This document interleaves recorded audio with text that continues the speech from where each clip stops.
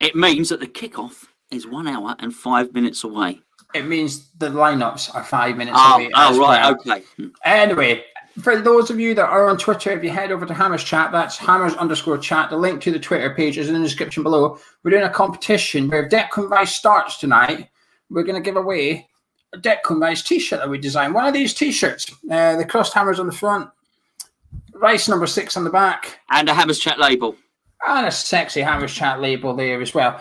If Declan Rice starts, we're going to give one away. Now, there may be a reason I'm mentioning this competition, Gonzo. We'll get on to that. But actually, I'll stop right now. If Declan Rice starts, big news for us. Big boost. A big boost. Massive boost. Yeah, we need this. I think we absolutely need this. I'm sure you know already. I don't. I basically just told you.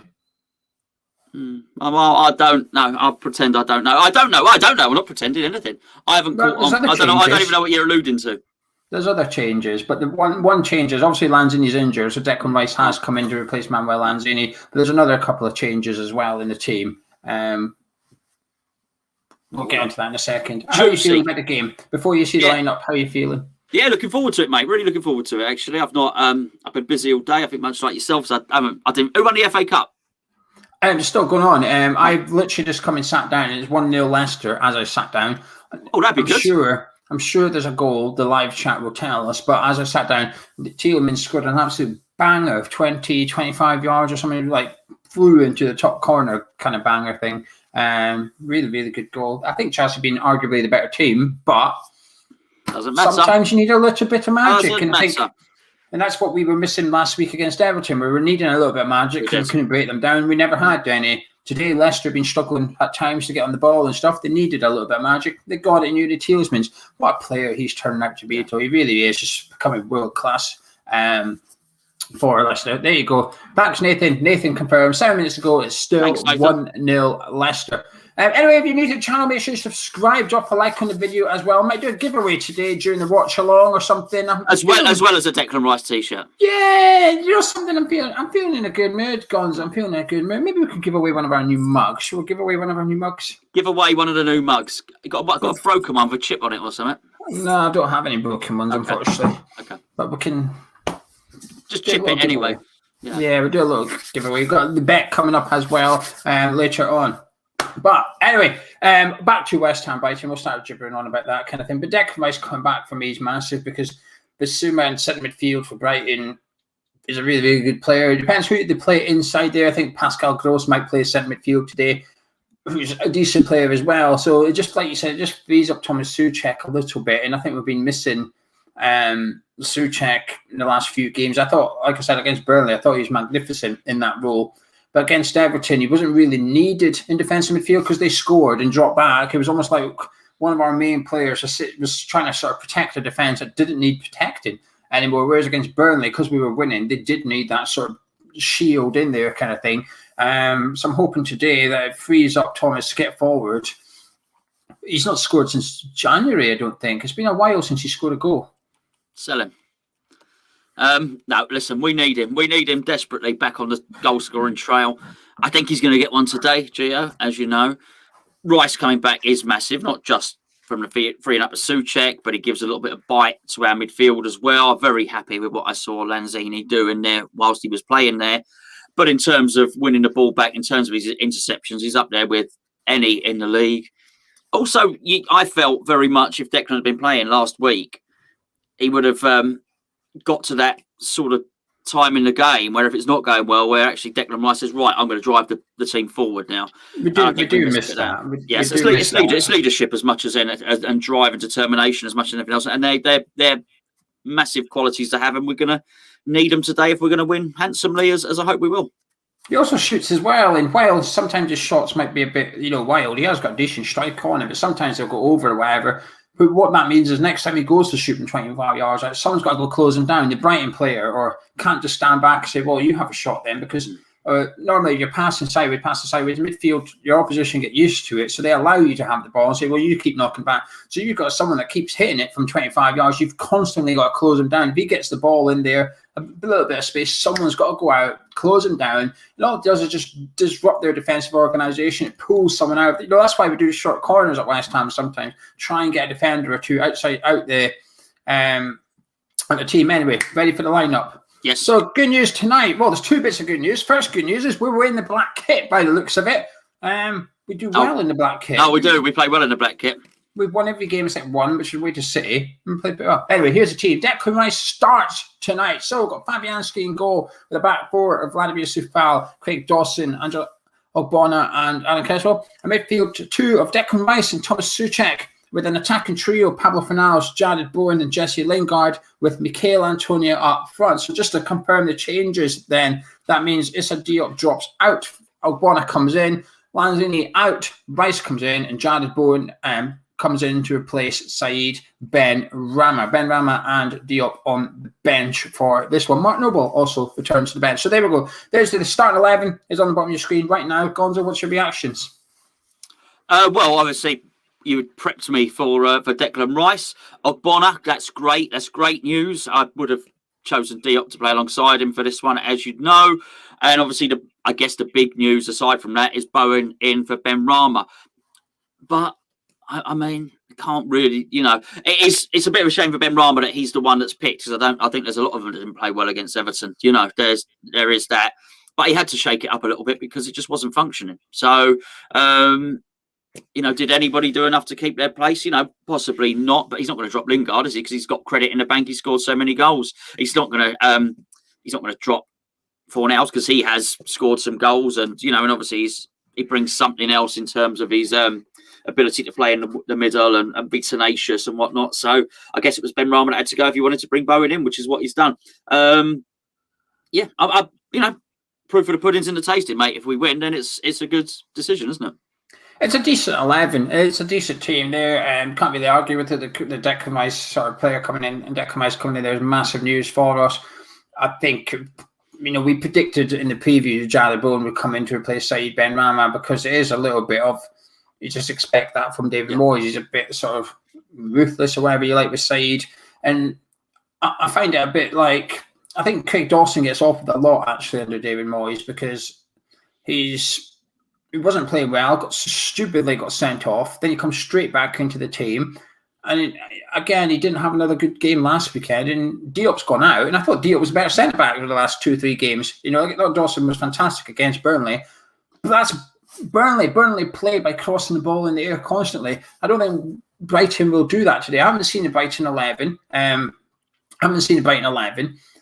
But bear in mind who's out injured and stuff, there's every chance that their front three are going to be quite pacey. They're going to be quite fast. If Leo Trossard's starting, he tends to play to sort of the left of a front three. That is Craig Dawson territory. And that's trouble. That's trouble for West Ham, because Trossard is a tricky player. I was concerned about Dawson against Everton. I'm concerned about Dawson against Brighton tonight as well. I think he's a little bit lucky, because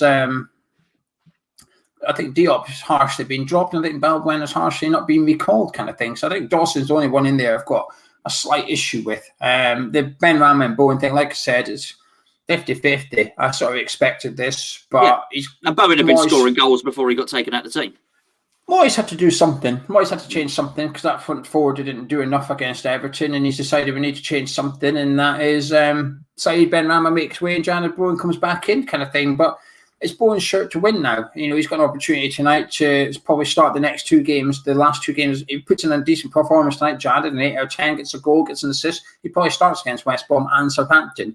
It would take a stinker against West Brom in order to get dropped for the Saints game. So this could be our 11 that we see play tonight, on Wednesday against West Brom and on Sunday against Southampton. We might see the starting 11 for 3 games in a row, bad in fitness. And that's not necessarily a bad thing. I do think you need a little bit of consistency in the team. We've had a lot of changes recently. So I'm a happy hammer with that, bar Craig Dawson. Yeah, it's funny really with Dawson there, because, we talk about Benrahma and there are some players that can have bad games and retain their place. Dawson's one of them, and Benrahma isn't. So I guess, it comes down to whether or not you're one of the managers favourites or not, I guess, or whether the manager trusts you. It probably comes down to something like that. But it is a good lineup. I'm not, I don't mind if Moyes could do what he wants in terms. He's got to do what he feels is necessary to get the team back to winning ways. It is. We've dropped the baton literally in the last few games. We've not capitalised on other teams having, like Leicester against Newcastle or like Arsenal, Chelsea. Those two games really should have done us a favour, and we weren't there to pounce on those and take full advantage. So he's got to change it up. He's got to produce something different, and now it's clear. It really is clear. If we want to be in the Europa League next season, we win our next 3 games. Yeah, what we'll say though, while I'm digging out Craig Dawson, is he does play better with Ogbonna there. Ogbonna's back now, so I would expect to see a slightly better back 4 there for West Ham tonight. Better partnership in centre defence. But anyway, the bench for West Ham tonight. Just before you do, Gio, I've just popped this up there. Daniel, what you've got to go and do is go to hammerschat@gmail.com. hammerschat@gmail.com. Register your interest. Let us know whether it's this one or whether it's one of those nice West Ham DNA ones designed by Canning Town Len. Yeah, just email us, whatever you want, just email us, we'll get back to you with prices and stuff, and we'll get it posted out to you. Anyway, the bench for West Ham tonight is Dan Randolph, Issa Diop, Fabian Balbuena, Ben Johnson, Ryan Fredericks, Martin Noble, Said Ben Rama, Andrei Yarmolenko, and Mipo Odebeko. So only one youngster on the bench tonight. Ben Johnson I don't consider a youngster anymore. There's only one youngster. Frederick Alves drops out for the first time since he's joined, probably. Now that we've actually got enough fit players to fill the bench. How many goalkeepers? I didn't see. One, just Randolph. So plays the risky game again, Moyes. Yeah. So would you like to know the Brighton team? I would love to. There's not much I want to know more than the Brighton team at this point, Gio. Yeah. So the formation is unsure. Brighton usually play with 3 at the back with wing backs, but given their injuries and stuff, they're lacking wing backs for this match. So they're either going to be playing sort of like a flat back 4 with someone out of position at right back, or they're going to stick with their back 3 with 3 centre backs, and they're both wing backs. They're going to be out of position. So regardless of what he does here, there's at least one player out of position for Brighton in a defensive position, possibly even 2. So Sanchez is in goal for Brighton as always. Now I'm going to say back 3 because this is what I think. So I think it's a back 3 of Dan Burn, Webster, and Ben White. The wing backs, you can take your guess, but I think the left wing back will be Moder, who's a Polish midfielder, who I think is a really good player, actually. I think it'll be a middle 2 of Bissouma and Pascal Gross, with Yakan Bash, right wing back, who... You've done well there. Yakan Bash, yeah, he's a striker. He's a striker. I think he might play right wing back. He's played right wing back before. And that would mean Daniel Welbeck up front with Trossard and Alzate behind him. But Alzate has covered a lot of positions under Potter before, so it's hard to tell how Brighton are going to line up for this one. This is where I say, what's your thoughts on Brighton team? I'm got a worry. I'm going to ask you and get a shrug. But what do you make of that? Well, I won't shrug because you predicted a shrug. I've not heard of many of them, it has to be said. And let's be fair, I thought White was a Leeds player. I've heard of Bissouma. I've heard of Gross.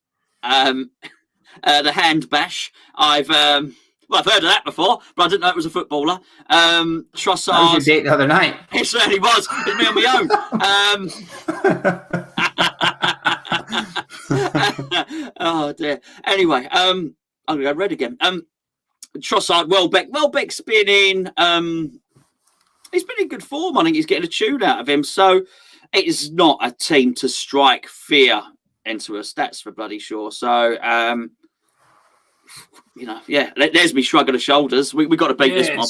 It's a team with some decent players in there, but also patched up as well. Like I said, it's difficult to tell what formation they're playing. And I'm not David Moyes. I'm not a football expert kind of thing, but it's difficult to work out what they're doing there. Whether it's a back 4, that means if it's a back 4, it means Dan Burns an out and out left back, which is just waiting to be exposed. And it means that someone will be right back. That's not a right back, possibly Alzate. So there'll be plenty of opportunities to get down the sides of the pitch. And if it's a back 3, it means they've got 2 wing backs that aren't wing backs naturally. So and that we've never heard of.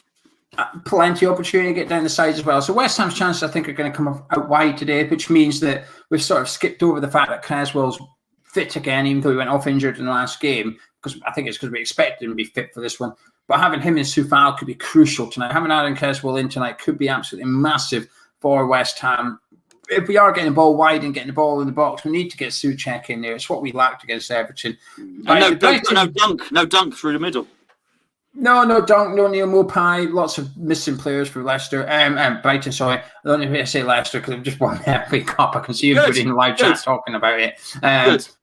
Brighton's bench: Adam Lallana, Karl Brownick, Caicedo, Tao, Steele, Zakiri, Andone, Connolly, and Mac Allister. So half that bench I've not heard of. I'll be honest with you. I've never heard of some of them. That guy's got number 6. That Mikhail Karabaunic. I don't know who he is. I don't think he's played a game for Leicester, but he's got number 6. Don't know. I've never heard of him. Never heard of most of them. No. Anyway, I've heard of Connolly, but I think it's probably someone else entirely. It's possibly. Anyway, would you like to get a little bet together, Gonzo? What would you like to get a bet together on this one. Yes, I said yes. Yeah, what would you like in it? Souček to score. Right, Souček to score. Let's get that in straight away. Thomas Souček goal. West Ham to win. Can you do that thing with a plus goals? With a plus, West Ham to win by more than 2 goals. Okay. That's what I've done on my one earlier. West Ham to win the match by 2 or more goals. 2 or more goals, yes. Right, okay. Souček there we go. That's in. Is there any more? Do we need more? Well, yeah, it's only 6-1 for Souček to score and West Ham to win by 2 or more. Go on, you pick something. I'm doing all the work here. I think we do over 4 West Ham corners. I think we're going to smash them tonight. I say smash them. I think we're going to have a lot of attacking over 4. I'll say over 4. 5 or more corners. 5. Yeah. See if we can get a card in the match for Brighton. Dave says Ben White. I think if we do over just a card for Brighton. Oh, I see. Okay, yeah. Because they're on the beach now, aren't they? Which of these Brighton players are going to be committed? That is the question. That's 20-1. I'm happy with that. You happy with that? Yeah, I like it. Let's do that. £100 to the winner. If this bet wins, we will give someone 100 quid. Souček to score a goal at any time. West Ham to win by 2 or more. 5 or more corners for West Ham. And Brighton to get a yellow card. £100 cash for somebody. To enter in the live chat, please enter the following phrase. Always your hand mash before you dunk. Always your hand bash before you dunk. That's a tongue twister. Someone type that out so I can click it for the screen. Always your hand bash before you dunk. We're not going to be too fussed about the Brighton player spelling there. I don't care about the spelling. There we go. I just want someone to write it as I've thought it. While they're trying to type that out and spell it, what are you thinking? You've seen the teams now. What are you thinking? Yeah, I mean, I'm very confident. As you say, how many of them are going to be committed and motivated? Surely all of us will be. That's got to be the case. Well, I got to be honest with you. I was thinking more. No, where's he gone? That one. Yeah, but Beardy Man. They all qualified. Yeah, they all qualified. But he's got a proper spell there. I appreciate dedication to it. He's not been as naughty as I was thinking. Mate, it's massive game, really massive game for us. But it should be one that hopefully we can enjoy and actually, I want to really get an early goal here. I know I always say that, but so as we can sit back and we can enjoy the game. I want goals. I want tricks, free kicks. I want the lot here. In this one, I think we've got to send out a statement, particularly to the other clubs around us who are going to be thinking West Ham have tailed off. West Ham are bottling it at the end of the season. That's what the other, Tottenham, Liverpool, all the other clubs are going to, we've got to send a message now by saying, no, actually, we're going to win our next 3 games and you're going to have to do something else. I don't know. I think they'll be doing what everybody's doing. They'll be looking at the remaining fixtures for all the teams and they'll be looking at West Ham's and thinking, they've got the easiest run in here. They've got an easy run in here. And, tonight's game is just giving us even more hope. Last year just beat Chelsea in the FA Cup final, but they still play each other in the Premier League in a week or something. That just suggests that game is, you might have thought Chelsea were going to win that Premier League fixture, but, the defeat against Arsenal, the defeat today, would suggest that Chelsea are out of form, that Chelsea are there to be caught by someone, whether it's Liverpool or us or something. I think the two games would suggest that they're slipping as well. So I think if you look at our fixtures, you look at the other ones' fixtures, you've got to favour us. Why are you smiling? What have you done? I can't possibly say. Something most unexpected has happened. I can't say. Why? I can't. I just received a message on my phone. I can't. Do you need to go have a yarn bash? I think I might do. Hopefully we will all be having a yarn bash after tonight's win. Hopefully the football is that good, the results that good. We're all having a yarn bash after the review. We will behave for the review. But I'm happy with the lineup. Like I said, I've got reservations over Craig Dawson. He's going to be Trossard's going to be in his line of sight kind of thing, and that worries me. I think Trossard's very inconsistent. He's a selfish player. Those are the type of players that can cause Dawson trouble. The players that will run at Dawson and say, come on then, I'll try and take you on kind of thing. He's a bit like a poor man's Jesse Lingard, if you like, but he can turn up at times. But we've got to win tonight. We absolutely have to. There's no a draw is a good result kind of thing. There's none of that about this. A draw is a bad result tonight. It's a really, really bad result. We've got to get a minimum 6th place this season, and we've got to win tonight, win Wednesday. We have a chance of Champions League football regardless of all the other fixtures. Anything you'd like to add before we start getting into the live chat? No. Look, I mean, this is. I'm just really pleased with this. I'm really pleased with it. I'm really pleased with what I heard from David Moyes, which was he's not happy. He's not happy with this. He wants European football, and he even alluded to the possibility that even if we got European football, we still wouldn't be happy because it wasn't Champions League football. So we need to go and get that next time. That's exactly what I want to hear, which is rather than well done, lads. It was almost relegation last season, so anything better than that is good. He's not. He's saying, look, we've been up there for a considerable amount of time. I want to finish the season on a high. And it's a reward. He said reward. I want it as a reward. Quite right too. It's the right attitude. Right, let's start getting your comments in the live chat. We'll get them on the screen. Have a little look. It can be about the West Ham lineup, the Brighton lineup, how you think the game's going to go, anything. Get them in, but not your score prediction. Save that till the end. Tony says Dawson is fine alongside Ogbonna. Vernon says that Oggy and Rice back is huge with Antonio. That is the first time we've had a full spine in ages. It does seem like a long time since we've had Ogbonna, Rice, Souček, Antonio, and Jesse Lingard. Yes, it does. Team. Yes, it does indeed. Yeah, absolutely. Bobby, what a kind, generous donation. Have some beer, lads. Thank you. I will. I think Gonzo needs some hand wipes as well as some beers. Oh dear. I'll say no more. You carry on. Right. West Ham's Highway Drink says that I agree. Europa is the right step. Can't really disagree with that one. Daniel says that Dawson worries him. He worries me as well. Don't worry, you're not the only one. Black Rosa says that take a shot every time we miss the net. Yeah, I'm not sure about that. It's a late night. It's a late finish anyway. Myself and Geo will be up until nearly midnight doing videos. To be fair, thankfully, Ben Rama's not starting, so he might not... risky joke. I think the Ben Rama fan club might be getting a bit aggressive. I know. There'll be hate mail coming in. Yeah, I'm gonna get a bit of aggro for that one. You are. I didn't say anything. And BD Man Poet says, I really fancy a big win today. Writing missing so many first teamers, likes of Dunk, Lamptey, March, Mopai, Veltman, and Popper. I'm going for a big win. Lingard and Souček scoring. Come on, you Irons. That's a lot of players. It has to be said. He's not got any better with his rhyming, though, has he? Since he last sent in the comment. It's a terrible poem. It is a terrible poem. I'll tell you what, let's work with it. I really fancy a big win today, particularly now Brighton don't have Mopay. What's this? Have you seen this rumour? A couple of people posted this. I was on a roll. I was a poem. I'm sorry, I was looking at live chat. Almost freestyling, some would call it. Sorry, I was looking at live chat. Harry says, thoughts about Man U using Lingard to get Sancho. I've not seen that rumour. And to be honest with you, I think Harry's just made it up. I would be worried. Harry, have you been making things up again? Don't blame him. He's just trying to catch us out if we're like, oh yeah, I heard about that, mate. Rob says, we never play well against Brighton, but at least they don't have Glenn Murray to score a hat-trick. Yeah, him and that. What's that geezer, the South American guy, kept hitting bangers against us? Is he Guerrero or something? Oh, is he a pedo? What? Was it not? Was that not his name? Oh, dear. Oh dear, I don't think Prince Andrew's watching this. To be fair, I hope we don't get the channel taken down for that.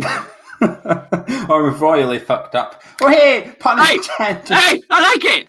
Thank you. Frank says, "Do you think Europe will be bad for ours?" We'll do this a cup of tea. We'll deal with these kind of things in a cup of tea. Jake says, "I would rather Diop and Ogbonna." I agree, Jake. I agree. Andy says we have to get you some lube. I don't know. Rob says, I think long term, in regards to Dawson, we need a mobile, agile centre back on our transfer list. Teapot Pixie says, we're going to get a clean sheet tonight. West Ham News Daily says, I think we'll give Alves a chance. He doesn't rate Dawson at all. I'd like to see Balbuena and Diop get more of a chance before we sort of revert to the younger player. But I do think he's probably going to replace Balbuena in the sort of. Do you think he does West Ham News every day? I think so. I'm not sure why. I think we've got the same gut feeling on this. Luke says, look, amazing to have Declan back. It'll be tough against Brighton. They're great, but hopefully Jesse will bounce back with a goal. Jesse Lingard against his former club as well tonight. Hey? He was on loan at Brighton. Was he really? I didn't know that. Yeah. I think Moyes sent him on loan to Brighton. I could be wrong. I think Moyes sent him to Brighton, recalled him and sent him to Birmingham. That's just a nasty thing to do to anybody, isn't it, really? To I send could him be to wrong Brighton. about that, but I think Moyes was the manager who sent him there. You know? Could have sent him to Cornwall. Andy Smith said he would have dropped Dawson for tonight, but he's due a goal. So if he scores, I would be happy. I don't think you can play a centre-back because he's due a goal. I don't disagree with what Andy's saying. It's been a while since we've got an old Dawson header, but I'm not sure. Could you imagine? I think that in a team meeting with Moyes' management team, and it's like, should we drop Dawson? Don't know. Kevin Nolan pipes up. Well, I think we should leave him in. Why is that, Kev? I think he's due a goal. Yeah, he is due a goal. To be fair, I'd just like to say Brighton's very lovely. I don't want any hate comments from people. I would just like to say I don't know if Prince Andrews is very lovely or if he's okay. But you still think that the drinking game should be Ben-Rama should be used for the drinking game because he missed the target often. I'm going to stand by that, actually. Yeah. Robert Gates says, people keep focusing on a poor record against Brighton in the Premier League, but this season they've dropped 23 points from winning positions. But rather, they didn't take a winning position, to be honest with you. I don't believe in these. Do you know these like head-to-head records? I don't like them. I like stats, but I don't like that one. There's just far too much variables. There's different managers, different players, different grounds these days. Just fans, no fans, just far too much things change from fixture to fixture. And yes, some teams have a poor record against teams, etc., etc. But it's just, I don't know. I just don't buy into it. I just can't buy into this head-to-head record thing. They don't. If they hadn't been missing so many players, they would worry me. I've been worried about this fixture. Yeah. But anyway. Martin says, how many times is the astronaut going to get it? The astronaut? That's Clips's West Ham Clips on Twitter. He does his alternative commentary highlights of the game.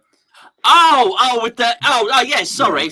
Yes. Sorry. I didn't. I don't know. Twice from Antonio at least. Yeah. Absolutely. Martin's asking what your dad's prediction is. I don't know. Where is he? He's in here somewhere. Dorset Dan, who can put your prediction in. We'll get it on the screen. Is he in? Is he in the chat? Is he? Yeah, he was earlier anyway. I'm surprised he's not having to do something before. That's the name. Anyway, Jesse needs a good performance tonight. That's see him on it tonight. That must make his Johan bash a bit awkward. It is. Definitely. Mike's off. Steve says, good evening, lads. Let's hope for a win tonight. West Ham's 5 drinks in, calling it now. So check with a go. Hey, you're late. That's what I said. What are you talking about? It was me that said that. Christ almighty. How late are you? Next, he's going to say that Dawson's due a goal. Absolutely. Of course he will. Yeah, I'll get something original there. Yeah. Anyway, right. Stephen says, One and Dawson always play well together. I guess Moyes has made that a choice. Predictions. We'll do that in a second. Sorry, I'd just like to say Rob's just said Dawson's due a goal. Oh. Max says everybody's confident, but we haven't beaten Brighton since they came up. Sean thinks that Soufal's going to shut Trossard down. I hope so, but Trossard can play quite narrow sometimes. If it's like a back four for Brighton, I'd be a bit more confident about that. But Trossard can drift in quite a little bit and play a bit closer to Danny Welbeck. Riddy says, with Declan busy tonight, who's going to be your guest appearance on the review? That's a good question, Adam. I think maybe Declan live from the changing room. That would be great. That would be great. I think so. I think so. Elbow says it's going to be a draw. They conceded less goals than West Ham and don't let a lot in. Same thing twice, really, isn't it? Yeah. I don't believe that. I don't think it'd be a draw.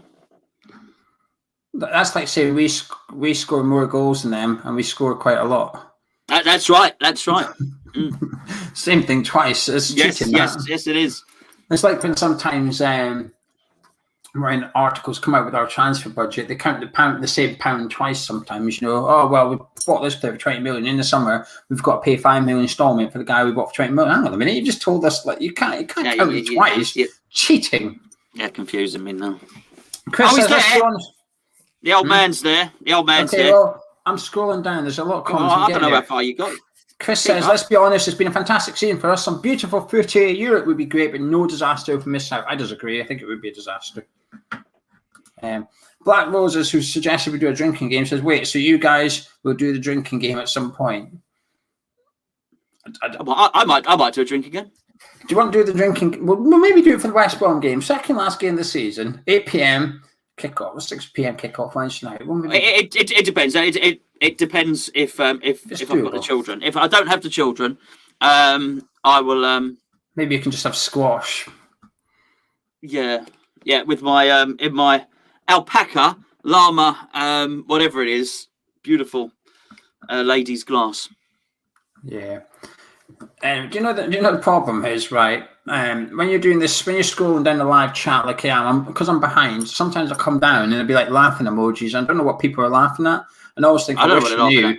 I always think, I wish I knew so we could say it again, kind of thing. They're probably laughing at you. Possibly. We've made some good jokes tonight. Dorsadano says 3-1 West Ham, in case you didn't see it last time. Thanks, Dorsadano. Right, Elbow says... It's written a lot of time. Stop spamming.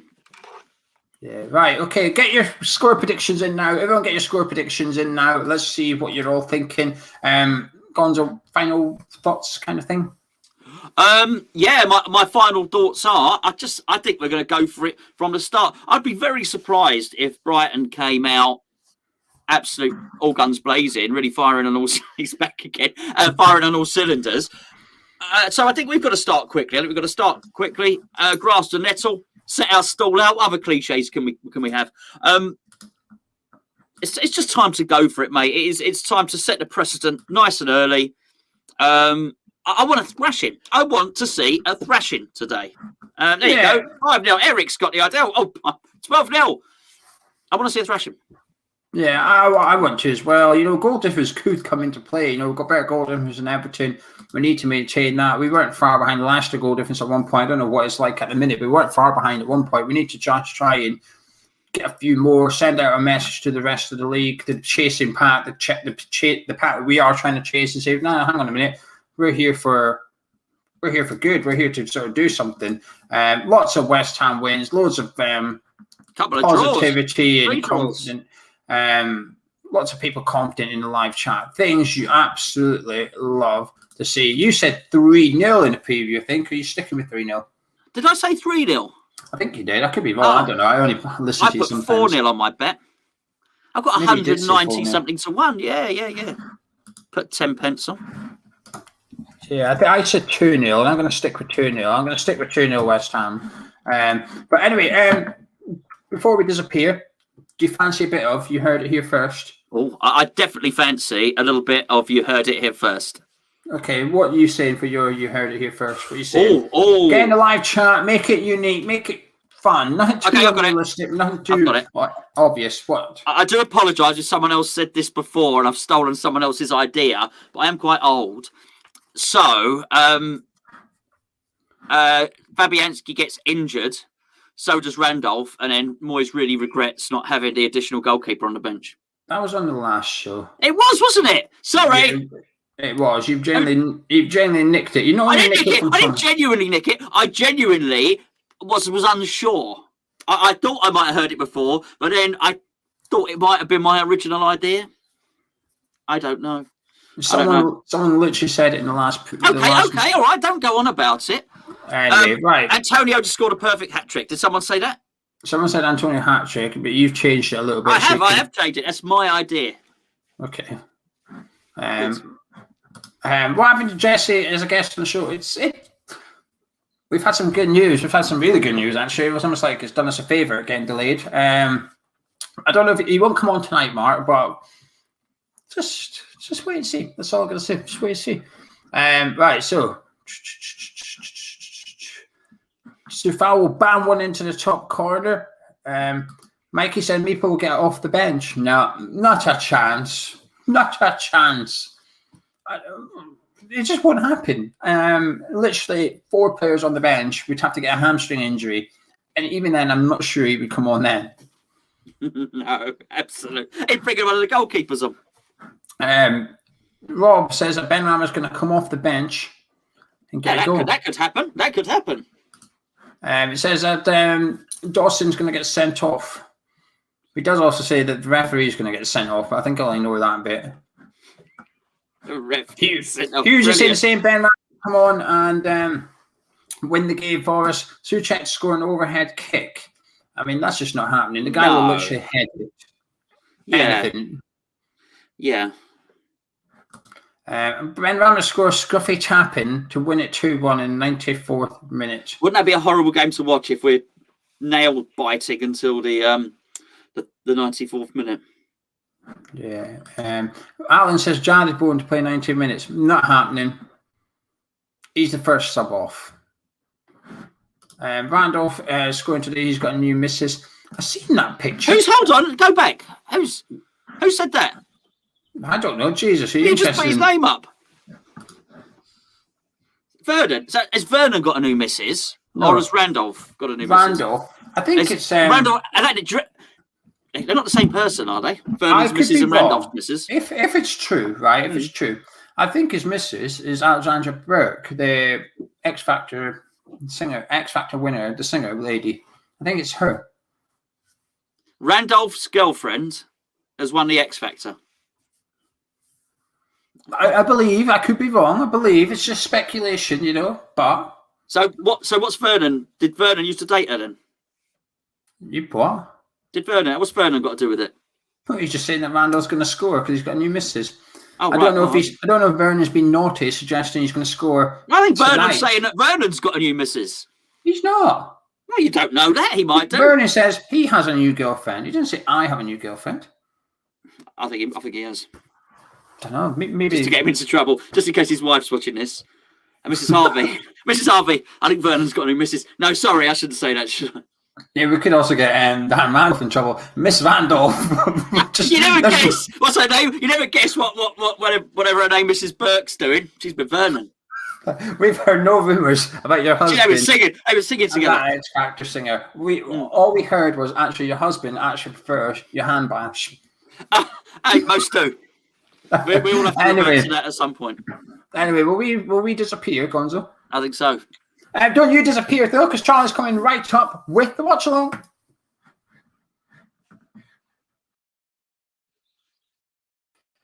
Charlie's forgot to unmute himself. Don't go anywhere. He will be back with you in just a second. Hi, it's Charlie here. Welcome to the watch along. What the worst thing is I genuinely hadn't done it for once. For once, I'd actually unmuted myself. Yet for some reason, it just decided, nah.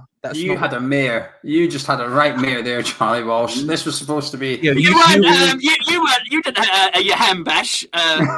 See, the thing is I have the power to also take them off the stream. Hello, everyone. And what I would say is thank you to Stuart Morris Accountants because they've worked in collaboration for the bit after the bit where I flipped it, where I messed up. You know what I mean? That's the good bit. That's them. The Stuart Morris Accountants. They do all the finance stuff you need. You know, it's personal, corporate, whatever you need. Basically, they can do it. Check them out, Stuart Morris Accountants. Hello, everyone. Hello, everyone. I've had more of a mare than even those two think, but you know, it is what it is. It is what it is. How are you all after that very exciting FA Cup final? What an end to that. I only saw the second half. I only saw the second half because I was busy dealing with all the other nonsense I had to deal with today. But flipping heck, what an end. What an end. Hope you're all well. And let's get started. Let's get started with a cheeky question, one we always like to ask around here. On a scale of 1 to 10, 1 being I'm not confident at all, 10 being I am ridiculously confident, will West Ham get a result today? That's what I want to know. Scale of 1 to 10, how confident are you? Do you know what? I wasn't very confident. I can't lie to you. I was scared for a long time. Good to see you, Chuck. How are you? Eric as well. Good to see you. Hammers Chat Slick as always. A little bit, it is what it is.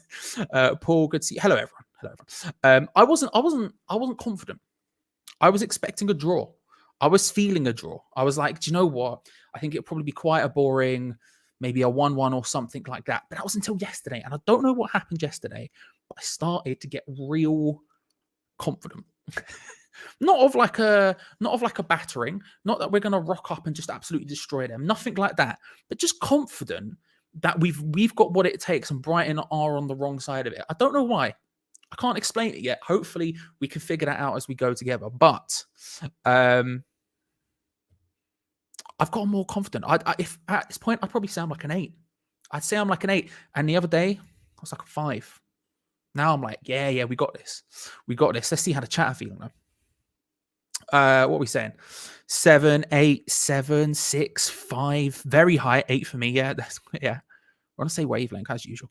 8, 9, 8, 7.84, 5, 6, 7. I like the way the numbers go up at the end. I'm very easily pleased. 7.86, 69. Classic. I'm having a good day. 6, 8, 9, 11, 11, 6. There's a lot of. You heard it here first. Another Moist performance. Another Moist to me performance. Confidence level 15. 4-0 flipping neck, Beady man. You're a madman. So there's a lot of confidence in the chat. There's a couple of people who aren't too much confident. John being one of them. 3. And don't get me wrong. I can certainly see where a lack of confidence would be. Good to see you, Sean, by the way. I could certainly see where a lack of confidence would come from. Brighton are a difficult side. We faced them previously. We've always struggled against them to an extent.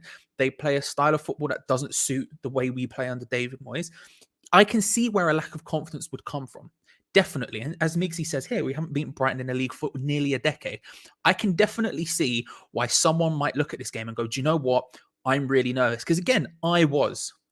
But there's something about it. I don't know whether it's the people they're missing. We'll go through the lineups in a second. I don't know whether it's the people they're missing.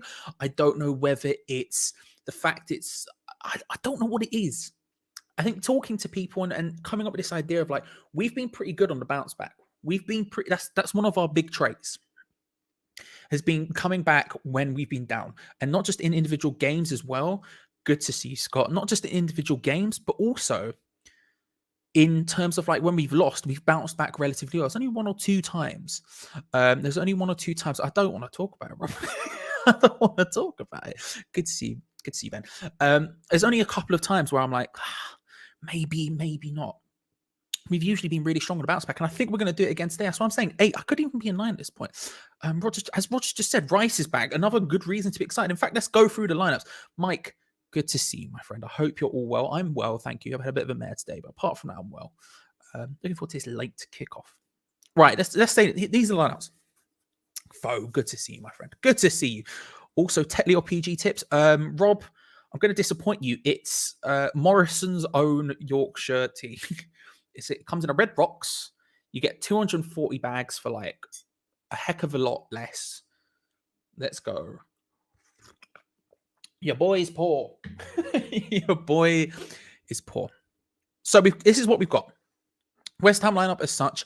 Couple of big replacements and some questions. In fact, there's a question Woody's just put in the chat, which I'm going to answer, which we'll talk. I'm not saying it is. Not saying it is at all. Yeah, Joseph, we might get there. And Clips, good to see you as per usual. Right, we'll get to this question from Alan in a sec, because West Ham lineup as such. Fabianski, Kufal, Dawson, Ogbonna, Cresswell. Rice is back with Thomas Souček. Fornals, Bowen, Lingard, Mikhail Antonio. Big things there. Dawson has come in. Ben Rama is out. Obviously, Rice is in. Lanzini's injured, so he naturally takes the drop. Woody asks, And this is a question I sort of want to ask everyone, actually. Question for you, Charlie. The ball is 25 yards out, wanting to be hit. If it misses the target, you win £1 million. Who do you want to hit it, Antonio or Benrahma? The truth is, I trust Benrahma to hit the target significantly further from that range than Mikel Antonio. Mikel Antonio from that range, I don't think is ever going to hit the target. Benrahma at least has an opportunity. So if it's a case of who do I want to miss to win the £1 million, I would go with Antonio. From that range, specifically. In and around the box, Antonio's great. From range, man's a mess. So how do we all feel about Benrahma being dropped? That's what I want to ask. I think it was brought up a little bit momentarily a moment ago in the main build-up part with Geo Gonzo. You know, the idea of someone had to be dropped if we were to make the change we needed to be making. It had to be Benrahma in a sense. These are all questions, right? I think Benrahma has been hard done by. I think it's difficult for him. I don't think he's played anywhere near badly enough to be dropped. I don't think it's a case of he was nowhere near significantly worse than anyone else in that game. I think it's harsh. It is what it is. I understand someone had to go, though. And at that point, you're sort of picking and choosing. It couldn't be Lingard. It couldn't be Fornals. It can't exactly be Antonio. Souček's obviously staying in. You're starting to lose who would have to be the one to come out, right? It's difficult. But I do think it's a bit unfair because he's never going to get off the ball. He's never going to get on, he's never going to get going fully until he's given a full run in the team. And if we keep taking him out every time like this, how is he ever going to do that? Eric says it's the logic thing to do, but unfair at the same time. Yeah. Scott, on the other hand, says Benny had plenty of chances. I know Bowen hasn't been putting them left, right, and center either, though. Very true. That's sort of I don't think Bowen's been in any good form basically all season. There was a brief period where he was, and it was very brief. It's frustrating. It's going to be a miss, but he doesn't perform much when he's on, says Jake. No issue for Ian. He says he has no issues, but Moyes has picked the right team. Vernon says he's fine with it, and Bowen scores goals. He does. He's not being informed, but to be fair, he has still been putting them in the net. He's had significantly more chances than Benrahma to put them in the net, to be fair to him. But that is very true. That's very true. Rob says harsh considering every attacker was poor versus Everton, but Bowen being dropped out of the 11 was harsh too. Again, good point. It's one of these things where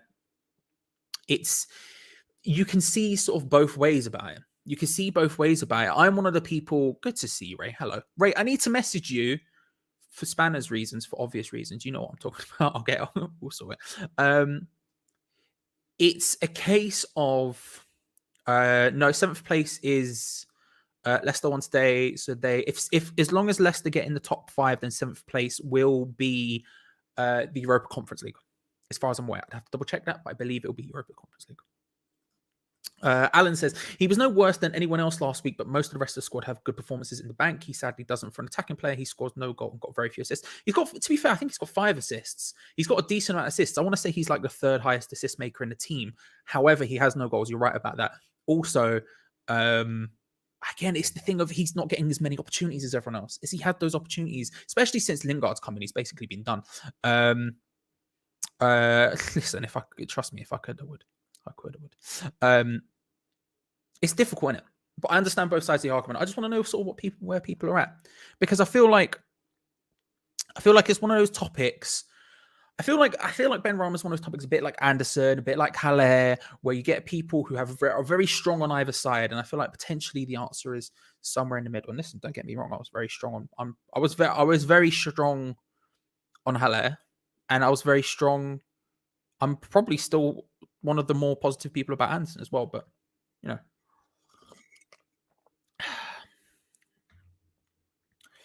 Let's talk about the bench. Bench exists as well. Randolph, Diop, Balbuena, Johnson, Fredericks, Noble, Benrahma, Yarmolenko, Odebeku. We're going to play sub bingo. Sub bingo, of course, is the time where you guess what minute David Moyes will make his first substitution and who it will be for. Randolph, Diop, Balbuena, Johnson, Fredericks, Noble, Benrahma, Yarmolenko, Odebeku. Who do you think will be the first to come on and for who? My guess, as per usual, will be 69 minutes. And I think... Do you know what? I think Benrahma for Bowen is maybe the one I'm going to go for. Benrahma for Bowen is probably who I'm going to go for. Who would you say? What is your sub bingo? Hasn't Ben Rama had the most shots in the Prem without goal? I don't know, Mixie. I don't know. It's a good stat though, if that's true. Can anyone in the chat confirm this for Mixie? Be interesting. Be interested. I'd be very interested to see. Tom says, I think we should try out Meepo again. He's been banging him in for the youth team, and we've only tried him up against Man United. I agree, but David Moyes doesn't like youth players, so not going to happen. Not going to happen, unfortunately. I think he should. I think he probably should have come on in the last game. To be honest with you, I didn't think Antonio was doing very well up front. I think he was playing poorly. I think when he was on the ball, he wasn't doing anything bad, but his striking play was poor, and I think we should have had an out-and-out strike on the pitch, and Odbeka was the only option, and he went with Bowen. So I agree, though. I would love to see him. I just don't think it's going to happen, depressingly. Jake says he's just been told there's been a late change to the lineup. Don't know, mate. I can't lie. We'll see. If the chat starts spamming it, then we know it's true. Ray says 66 minutes. Subbing goes 74. Ben Rama 73. Benny off. Bowen off. Benny on. 67. Bowen for Benny. Lots of Bowen for Benny so far. Better not be Rice on 2 minutes. We can all hope. You're very strong with Hugo. I'm not going to use that as a barometer. Fuji, yes, listen, Vernon. That's really fair. It's very fair. Although I did eat 3 oranges in a stream once, but I do have oranges next to me. Again, I'm gonna get criticized because they're not big enough, but they're what I have in. So if it's going poorly, we will add vitamin C to the mix. First up, when we get first injury facepalm, always accurate. 69 minutes, Bone for Ben Rama. Leon knows. Ben Rama for 4 now, 75th minutes. Interesting. 66 for Noble, says Ray. He's giving me more info. He's drip feeding me. He's giving me the info as we go. I think Fredericks for Bowen, 69 minutes. Fredericks would be interesting. I'd be interested to see. I'll tell you what. I would be interested to see Fredericks play on that right wing position in this formation, what looks like it's going to be a 4-2-3-1. I'd be very interested. Can't lie to you. I don't know if I want to see it. I don't know if I'd want to see it without injuries, but I would be interested to see how it would go. Rice for Noble, half time. It's good to see Noble back on the bench. We'll say that. Wasn't expecting that really. Good to see it. Because when I was typing up the bench, because I do the things that come up at the bottom of the screen. And when I was typing up, I was like, there's no Coventry, and then I realized Noble existed. So it's good to see him back. I just like Mark Noble. 60th minutes, Fredericks for Bowen. There you go, another one from Logan. Ben Rama, Noble and Ben Rama, 75. This is Jake Hamilton, fair.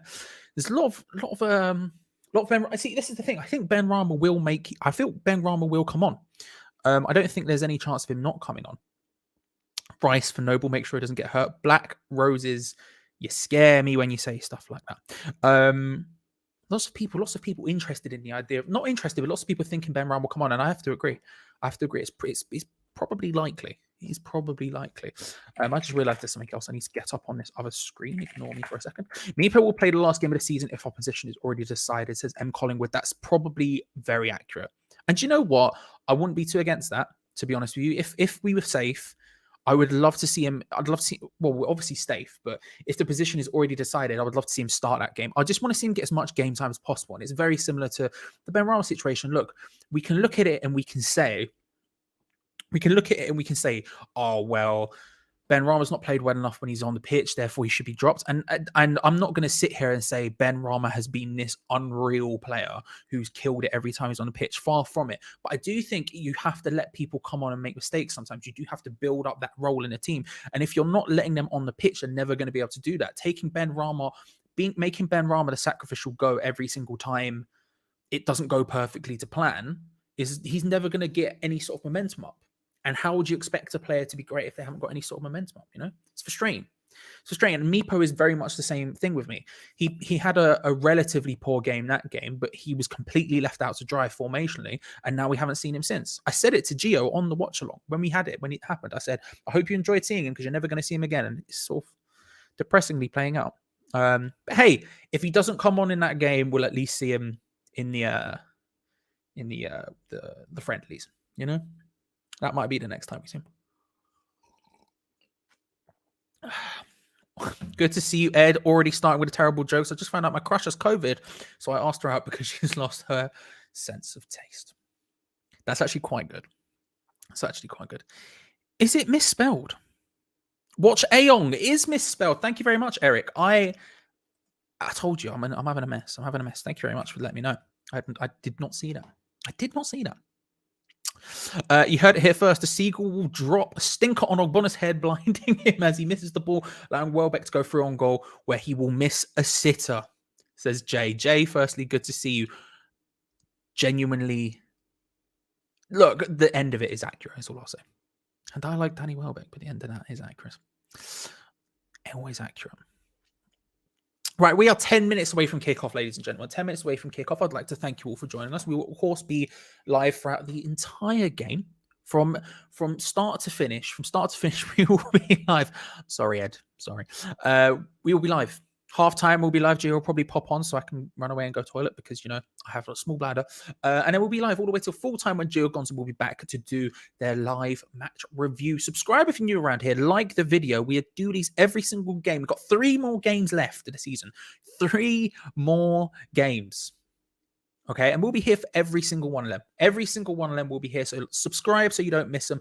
Like the video so you can, show Geo Gonzo like I at least try. Because, I'm here by myself for several hours. So I do try. And hey, patreon.com/hammerschat. Link in the description below. If you want to get involved, have a click. Have a little look. See what the options are. There's several different tiers. If you want extra videos from Geo and Gonzo, they exist. If you're looking for sort of more tactical videos, Geo does one of those before every game. They're interesting. That's how I pretend I know what the opposition teams do. Because secretly, I don't actually watch any football. So that's how I pretend I do, right? That's on there. We have Mug of Tea, which is an extended and different version of Cup of Tea on there. I have my own show on there, 2 Spanners, 1 Hammer, which me and Ray Borum host, and which you could be a guest on if you join the Patreon. Audio happens. Rebecca, who's in the chat sometimes, she does the flipping audio, and it's always excellent. If you prefer audio versions of it, thank her for it because she does all of the hard work. These are all things you can find. Patreon.com/hammerschat. Link in the description below.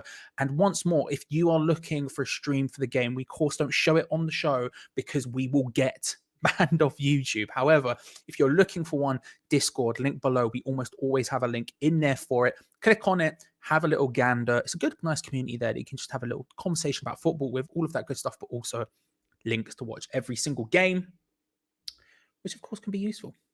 So there you go. Eric, hope you will do watch alongs when the Euros are happening. I don't know what's going to happen yet. I'm not against it per se. I need to figure out. It's a conversation me and Gio are going to have later on once the season is done. But to be honest with you, I don't know what's going to happen yet. I would be up for it, though. I'm very excited for the Euros, and I can't lie, actually. Watching the FA Cup final earlier with fans made me very excited for the Euros. I'm very excited for the Euros. Anyone else got a feeling Rice will score? I would love to see it. I think this formation, the 4-2-3-1, sort of inhibits Rice and Souček going forward to an extent because there's more players in their way.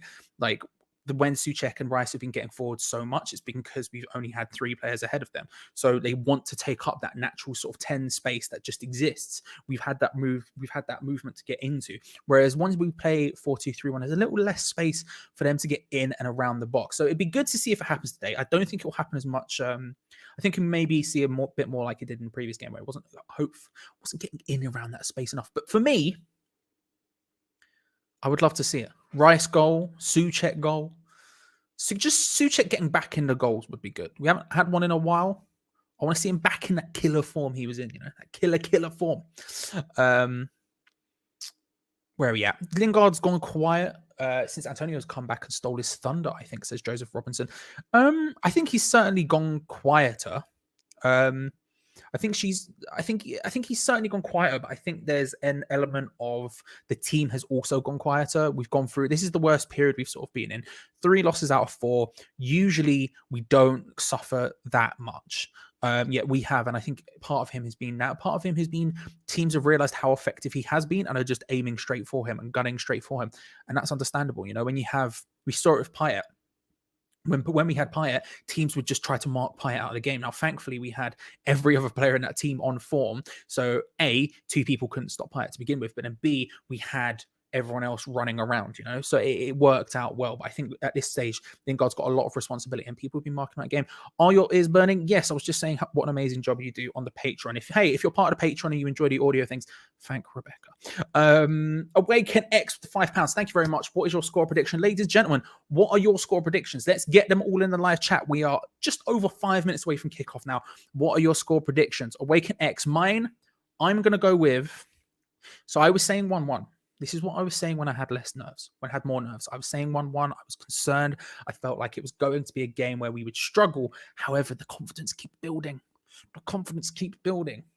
And I'm going to say, all right, I'll stay conservative. I'm going to say 2-1. I'm going to say 2-1. I still think they'll get a goal. However, I'll tell you now, my heart is shouting 3-0. But I'm going to stick with 2-1. And it's good to see that you agree with me. 2-1. What does everyone else think? Like I said, I was concerned up until yesterday, and I don't know why. I really genuinely cannot explain to you why. Just a surge of confidence. Does that happen to anyone else? You get more excited, more like confident the closer you get to the game. Usually I stay relatively realistic, but for some reason at the moment, it's going wild. It's going wild. It's been tough to change the mindset this season. Usually a win gives us advantage over our rivals at the top when we need it win each week just to stay in touch. Yeah, I agree. I think this is what the part of my confidence, I think, is coming from the fact we've been bouncing back so well. And even though we've lost 3 and 4 at the moment, we still had that amazing result against Burnley in the middle of it all. And I think this is potentially similar to Burnley. They've got a lot of people out. Their formation is all over the shop. Again, if you haven't seen Brighton's lineup, Sanchez, Moda, Burn, Webster, White, Alzate, Basuma, Gross, Jahanbash, Trossard, and Welbeck. There's definitely people out of formation. I don't know what formation they're going to play. I would suspect it would be 3, but we'll see. 3 at the back, but we'll see. But they've definitely got players out of position, and there's something about this game that reminds me a little bit of the Burnley one. Reminds me, I was scared as all hell going into Burnley one. Yet we came in. So I want to. My heart is saying 3, but I'll stick with 2-1. I'll stick with the more sensible option. What are we saying? Let's have a look at the peoples. Sean says 1-1. Rebecca is too scared, which is probably fair. You're not like me. You don't have to say it. Do you know what I mean? Live on the show. Roy says 2-0. Awaken says 2-1. 2-1 West Ham. Suchek double, says Ian. I would adore to see that. Ed, All Things Leeds. Of course, hey, if you're looking for good Leeds videos, by the way, Ed, All Things Leeds absolutely kills it. 2-2, he's saying. Fair. Two goals for Brighton. I'll say this, Ed. I don't think they have it in them. That's my one criticism of your things. I see the draw, but I don't think Brighton have 2 goals in them. Cut to them scoring 8 or some nonsense. 2-0 to Iron, says Jeff Watson. 3-0 says Mr. Jesse. Let's be real. 7-0 says Jake. 3-1. 2-0 says Teapot Pixie. 4-1. 4-0. We've got a lot going on here. We've got a lot of results coming in. 4-0. Tough place to win at. It's very true, Arsenal fan circle. Ray, of course, good to see you again. If you need good Arsenal videos, bruv, your boy's out here doing bits. Ray, Arsenal fan circle, doing amazing things. Go and check him out. 1-0 Brighton, easily 45-0 win. Listen, you're saying we're gonna lose 45-0. Wild. I think it's going to be interesting. I think it's really going to be interesting because I don't mind a boring game. I can't lie to you.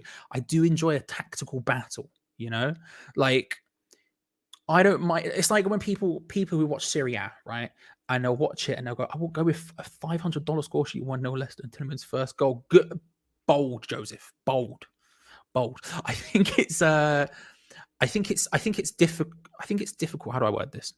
When people watch Serie A for the first time and they're like, this is a boring game, for example, it might be like 2 of the top teams who used to play more defensive. And that, to be fair, Serie A is a lot more different now. It's a lot more attacking. But when that was the case, people would always be like, oh, it's difficult. And I like that, though. I don't mind seeing a tactical battle. As much as it was depressing watching us versus Everton, I looked at what Ancelotti did and I was like, you've got to give him all the respect in the world. He absolutely destroys it. We're wearing the black kit, people. This could be it. It could be a trouncing. Of course you do, sir. Allow it. Of course you do. Is that the correct pronunciation of Jahanbash? That's the way I've always said it. It's always. I remember him doing bits in Eredivisie. I think it was the Dutch league. I want to say. Who was he playing for? Don't remember.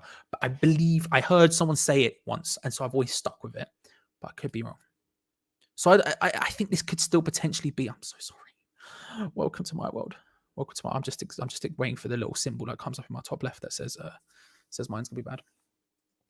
100th game for West Ham. Fair play. So if it is a case where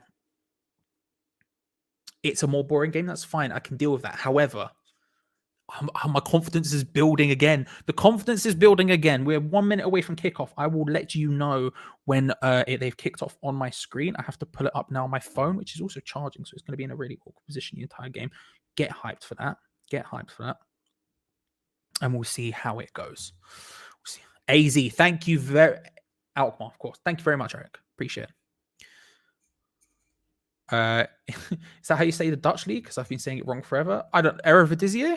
That's the way I heard someone say it once like that. Therefore, I will always say it like that. I will stay true. Could I be wrong? Probably. I can't lie. But I'm going to stick with it. You know what I mean? Sometimes you just got to be. Look, if someone tells me I'm wrong, then I'll do it. But until someone tells me I'm wrong, I'm going to say it like that forever. Right, I'm just getting my headphones on for the match so I can actually hear what's going on.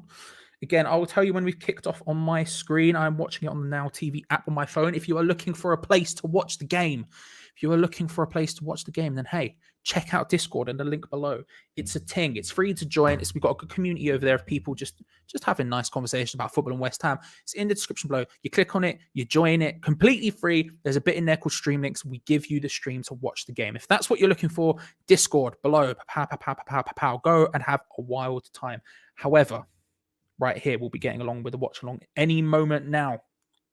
I will let you know when they kick off. Players have taken the knee. They've stood back up. And the game is underway. West Ham United kick off. There are 3 games left of the Premier League season. It's Brighton versus West Ham United. Glenn Kitely is here. Hello, Glenn. Good to see you. Everything Arsenal. Another amazing Arsenal channel, of course. Had to celebrate Leicester win, but couldn't be late for this one. Hello, Hammers. Good to see you, Glenn. It was what a game. What a game. Seeing that at the end, seeing that the end play out like that. Wild. Matches on Peacock in the US, so we'll be almost as far behind. Sorry. Probably not as far behind, but probably close. Leon, 3-1, says Leon. Good to see you, Leon, for a start. And bold prediction. I like that. 3-1. If you want, look, I'm not going to laugh at Chelsea openly, but if we all just want to take a moment to sort of just enjoy it, to savor it, 90th minute goal disallowed by VAR for the equaliser. I'm not going to laugh out loud. I'm just going to enjoy it mentally. So we'll just take a moment. Yeah, what a time. What a time to be alive that was. All right, I've got to move this around. This is welcome to my life today, ladies and gentlemen. The phone is not charged, so I'm going to have to place it in weird ways. It will just have to live here for now. For now, let's place it across the box. Oh, no one there. But getting close. There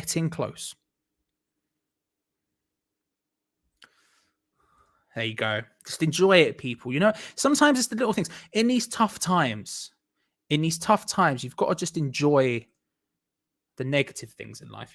Peacock is basically the same time of you, and it's nice. Oh, welcome, Logan, to the past. Welcome to the past. I don't know if the watch-alongs will probably come back next season, and I need to figure out a way to be more in line because this is honestly a mess. I pay for this, and it's what now? Equinix says, "Don't we need 2 wins for guaranteed European football?" Honestly, mate, I don't know. I'm not sure. I've sort of switched off a little bit from it, not in a big way, just being like, okay, well. I'm at the stage now where I'm sort of like, whatever happens, happens. Do you know what I mean? Whatever happens, happens. So we'll see. But dubs all the way is the best way to do it. Watch along from the stadium. Well, the internet would probably be faster there than it is in my house if we're being real about it, right? You got a ticket for West Ham? No, I do not. I do not. I haven't even thought about getting one, to be honest. We're pushing and pressurizing, cleared away by Sanchez. I personally, I didn't even try to get one. I gave up my season ticket. I gave up my season ticket as the pandemic was hitting because I'm at the stage where I don't want to give the owners any more money. Because I don't support them in any way, shape, or form. That's a good play, but Elzate out to Pascal Gross, pulls it back across for Brighton. No one in the middle. Rice, please. Rice maybe a little bit lackadaisical there. Try to just cover it to try and get the ball away. And it's smiles from the West Ham defense as it goes out for a goal kick, but it was maybe closer than I wanted it to be. Yeah, I gave up my season ticket because I'm at a stage where I don't want to give the owners any more money, which means I'll probably won't be going to many games next season, which means I'll probably be doing watch-alongs. Every away game, I'll almost certainly be doing watch. Again, I haven't spoken to Geo about this. We'd have to sit down and have a conversation and figure it out.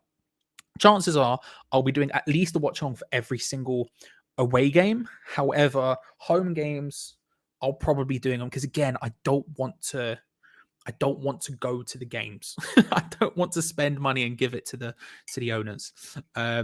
Still going to, but it would be a case of potentially, I've had a conversation with Rebecca about this, but potentially me going to the game and then coming back to do the watch along, like leaving an hour before the game or something, or however long it would take for me to get home. I don't know how long it would take actually, because I've moved since the last time I did it. So something like that. I don't know. We will see. We will see. If Leicester City gets fifth, does that change anything? Leicester City would mean Leicester City. So let's talk about this. Pocky Punk is here. Good to see you, Pocky.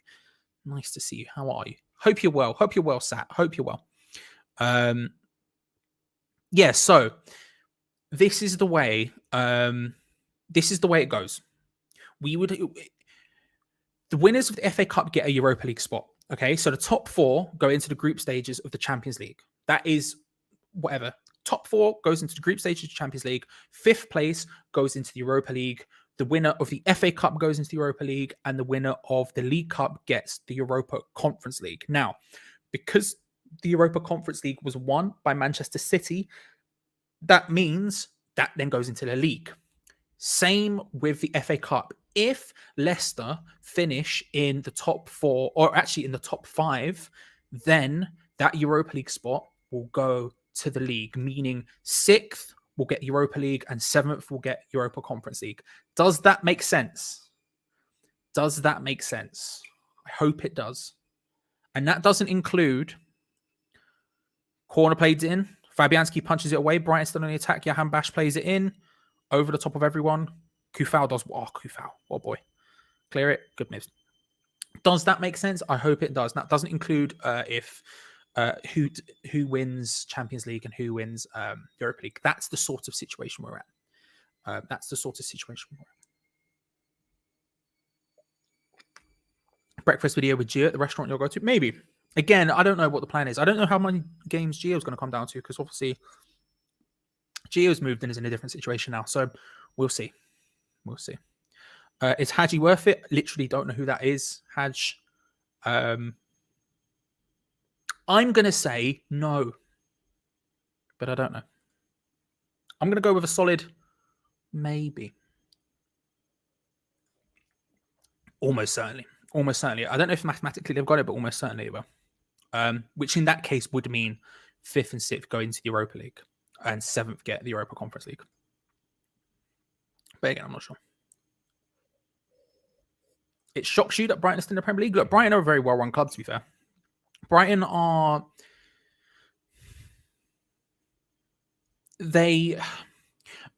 a well-run club with a decent manager, and they sort of know what they're doing. They obviously are minnows when it comes to money, and that's kind of the elephant in the room, right? So you look at their team, and a lot of it is there are a lot of bits and pieces. Like Gonzo was saying, he didn't recognize most of their players in the build-up, right? Obviously, I recognize a lot of their players, but you look at their bench, and honestly, I've never heard of some of them. And that's they pull from different bits and pieces.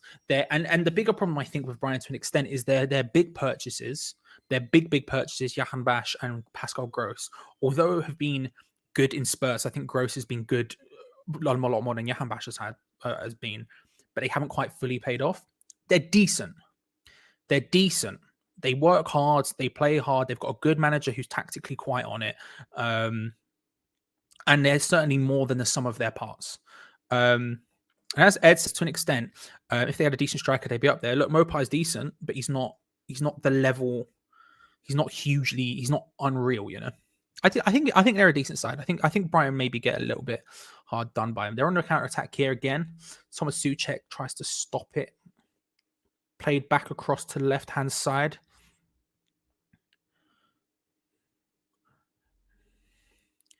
They're not committing many numbers forward here, Brighton, so far. They're not committing a huge amount of people forward, which means when they do get forward, a lot of their passes are just landing in and around the West Ham's midfielders, who Rice and Souček specifically, who are getting into those holes. So it's not quite happening yet for them. Not quite happening yet for them. What do I need to do? I need to do something. What is it? I need to do this. I need to do this.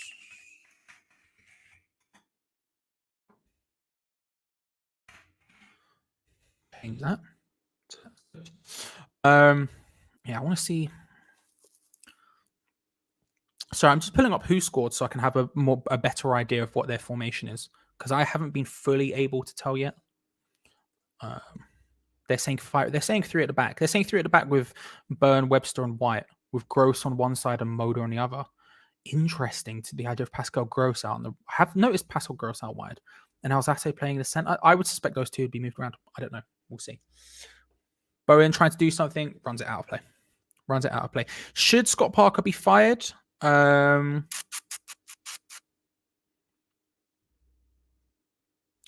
know. I don't think so. The thing is, you could make the argument certainly that Fulham, if they had a better manager, would potentially be able to be higher up. They've got a lot of good pieces in that team.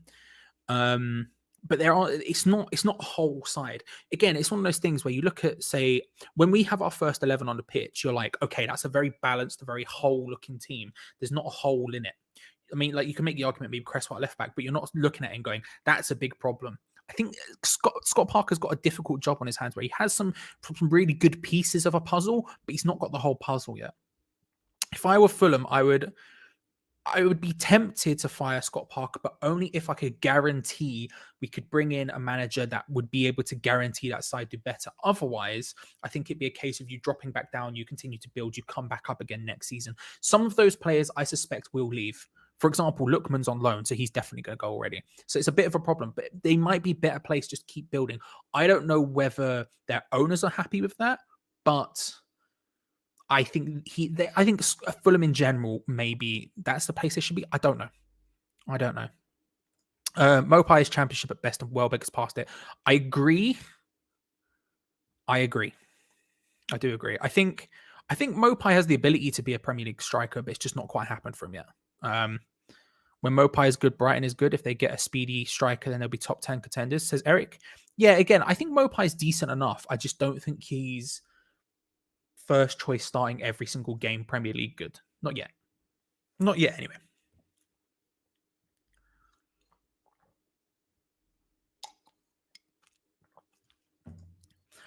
Welbeck gets through. Dawson and the rest of the West Ham team just sort of snuff him out there. Again, they're not getting huge numbers forward. So when you see them getting into decent positions, Brighton, they're often outnumbered very significantly. Willie plays, good to see you. No worries about being late. Ed getting very cocky from his position of championship side that have stayed in the Premier League for a season. Watching the Norwich City title celebrations last week, I thought, don't know why you're celebrating this much. You'll be lifting the same thing in 2 years. Again, do you know what? Norwich are in a similar position of Fulham, except they haven't overspent to an extent. I think Fulham have at times gone a bit wild with the spending, deep dived into their pockets a bit too much to go ham on that. Whereas Norwich have been a lot smarter about the way they've gone about their business. And again, I think they're more than happy to, if it takes them yo-yoing a couple of years, that's fine. I think they'll look better. They're going to keep going until they find it. And I think they'll consistently be in that title contention if they do drop down until they stay in the Premier League consistently. You know, we can't all be a Leeds. Robert Singleton, good pressing from West Ham. Yeah, I think we're doing okay. Look, I think this is so far, this is a much more West Ham-like performance. Our possession, although we actually still have more possession than them, is nowhere near the numbers that we have been getting the last couple of weeks. We're looking to counter attack. We're getting, I would argue, we're getting enough people forward. It's just about consistently doing it. We'll see how it goes. We'll see how it goes. Brighton aren't not creating nothing, but at the same time, when they do get forward, they haven't got the numbers forward to really do us a damage at this point. Really do us a damage. Do you know what I mean? Yeah, the signing of Andre Schürrle. Yeah, it's stuff like that where they've gone a bit wild. I think often what happens with Fulham is they have the opportunity to sign one if they express good pressing again from West Ham there. I think it doesn't come off anything. I think Fulham oftentimes get the opportunity to sign one and they take it, and I don't think they always should. You know, I think they're probably better placed in being a little bit smarter, and they've made some good signings. But you look at Schürrle, and it's one of those big ones where it's just all over the shop. Opinion on whether we sign Lingard permanently, asks 2Sync official. I think if we get Europe, I think we'll sign him. I think if we don't get Europe, there's 0% chance of him signing. That's my gut. And by Europe, I think it has to be Europa League or higher. I don't think Europa Conference League is good enough to sign Jesse Lingard. West Ham on counter attack here. Antonio finds his way to, I think it was Lingard who's taken out. Cresswell carries on. Oh no, it's Fornals actually carries on the way forward, plays it into Mikel Antonio. There was a good counter attack there, but Jesse Lingard got taken down, and Jesse Lingard still down. Fornals decides to pass it out the pitch, and we go on. It was probably a rash challenge from Brighton, but I don't think it was a foul or anything. But it really did slow down our attack there. We were sort of in full flow on the counter attack, and that's exactly what you want. Where you want Jesse Lingard picking up the ball just inside the Brighton half, all the time and space in the world to run into, and they've come straight in and taken him out there. And they know what they're doing. He's going to consistently get targeted. It's going to happen every game for the rest of the season. He will be the target. Every time he's on the ball, he's going to get swarmed by people. And that's what we saw there. Unfortunately, that completely and utterly took the wind out of ourselves, because there was a moment there where we were looking pretty good. Mr. Pardew's here. Good day. Good to see you. My mentor. I hope you're well. Basuma got none of the ball. Yeah, it was pretty rash. I don't think it was like that bad, but it wasn't like, for me, I don't think it was like a leg break or anything like that. I think it was just someone coming in and going, right, I'm going to clatter you. I'll take the free kick. It's fine. And he didn't even get it, so it makes no difference. Bowen tries to cross the ball in, goes out for a corner. England in the Lingard in the England squad. Nope, not for me. He's in the conversation, but I don't think he makes the final list for me. There's too many other good options in his area. I mean, like, again, I was watching the Chelsea Leicester game earlier, but Mason Mount, man, there's people like that who are just so much better than, maybe not so much better than Jesse Lingard, but probably Lingard is in the conversation. Horrendous corner somehow goes out for a West Ham throw-in on the halfway line. Yes, it was that bad. Not for me. I don't think it's going to happen, unfortunately. He's in the conversation, but he won't make it. You know, he's in conversation, but he won't make it. 7th place of 8th place, agree. I would say literally any European football is good. That's my opinion. I would rather have any of it possible. Played out to Aaron Cresswell on the left-hand side. Again, good space. He's pointing to either where he wants the ball played or where he thinks someone should be. Lingard came and took up that space, but we're not quite in full flow here yet. We're not quite moving around the piece. The pieces aren't moving as freely as they want to. It certainly isn't a Burnley performance as of yet. Only 16 minutes in, though. We'll see how it goes. Yeah, my opinion is this: we should get whatever European football we can get under the challenge. Basuma again, who picks up a yellow card for this one. I didn't actually see who went down. He just came in. I think it was Pablo Fornals, but we'll see. Any European football for me is a good thing. Gives us more money, puts us on a bigger platform, makes it easier to sign people. Yeah, it's Basuma in on Lingard again. Basuma has very clearly been told to just come out and take out Jesse Lingard there. That was even more cynical than the first. He's very clearly picked up a a yellow card for a good reason. Europe, it doesn't matter where it is, more money, bigger platform to sign players. And actually, the Europa Conference League is the only one we'd actually have a chance of winning. But it would be scary because of our squad depth. But personally, I think it's something we just need to go with. I think you can't turn your nose up at European football at any stage for me. Any stage for me. Yeah, that's my opinion. That's my opinion. I know he comes in, he's just wild, isn't he? He's clearly been told to just have a little pop. Clearly been told to have a little pop. Do we need Europa League or better to keep Rice? Yes, that's my opinion on the matter. Look, Rice is going. This is the thing. I know this is an unpopular opinion, but Rice is leaving. I know it's kind of a harsh way of saying it. Antonio plays out to Cresswell, back to Antonio. It's a good opportunity. Corner for West Ham. He is leaving. If he doesn't leave this summer, he's leaving next summer. And the thing that I think will be the difference in that is who comes in from him when. I think any of the big teams come in for him, he will go. But if we have Europa League or higher, I suspect that Rice will stay for one more season. But I don't believe there's any chance of him staying otherwise. And I think it's the same with Jesse Lingard, to be fair. But obviously we have to sign him as well. Cresswell plays the balls in. Sort of goes flashes across the box back out to the other corner. West Ham continue to hold on to the ball, play it back across the box, headed away by Brighton, and West Ham maintain control. They've got a good spell of possession here, West Ham. We're finding ourselves in decent enough positions, but not super in positions to get goals yet. But we'll see how it plays out. We're not looking lightning as of yet. Brighton again. They've gone to Brighton are playing their three at the back. They look very similar to how Everton have lined up against us. We'll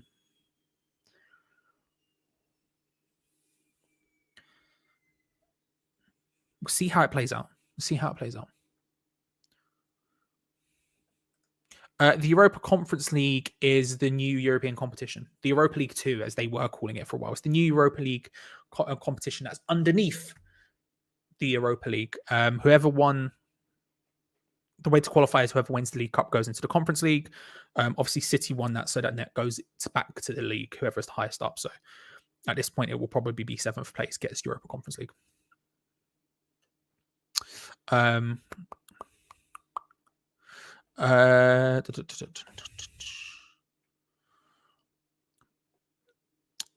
Again, it's Brighton aren't getting forward. Brighton, me. Are we going to get all people?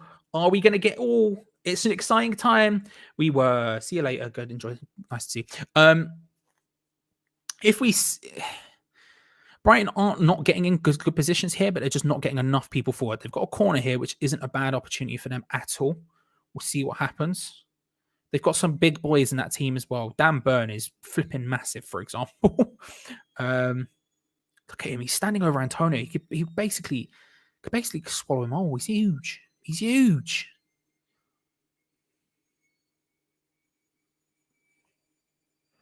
Brighton with a corner. Gross to play it in. Over everyone. Goal kick to West Ham. Hoisted. Can't see Rice going in here. Won't get into the other side. I disagree with you, obviously. I think he could go to any team and be in with a shout of starting, if not starting for certain. But it would be a case of who would come in and actually spend the money to get him. That's the one thing that I think potentially could also stop him from leaving this summer, you know? Is Bowen playing? Yes, he is. Yes, he is. He is. It's in fact, there you go. There's the lineup. Fabianski, Kufal, Dawson, Diop. Kufal, Dawson, Ogbonna, Cresswell, Rice, Suchek, Fornals, Bowen, Lingard, Antonio. There you go. Enjoy yourself.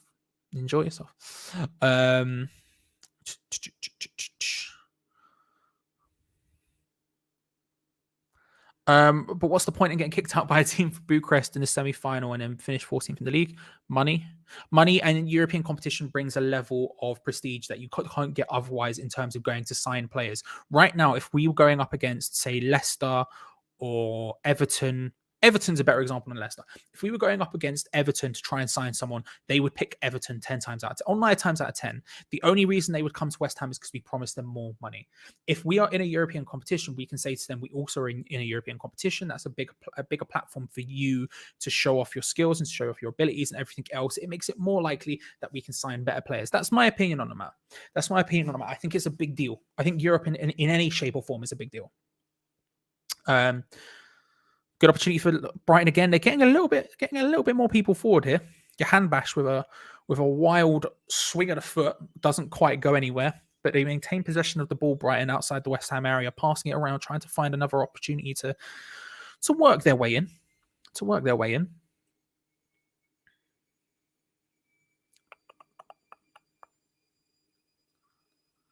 Rice needs to be starting if he does go anywhere. Yeah, I'd agree with that. I think Rice shouldn't. I don't think Rice should go anywhere where he's not guaranteed first team football. At the same time, I do think Rice, to fulfill all of his potential, needs to leave West Ham.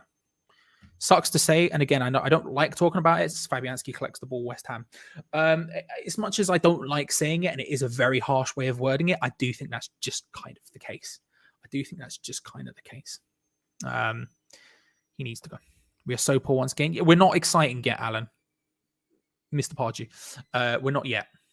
We'll see how it goes.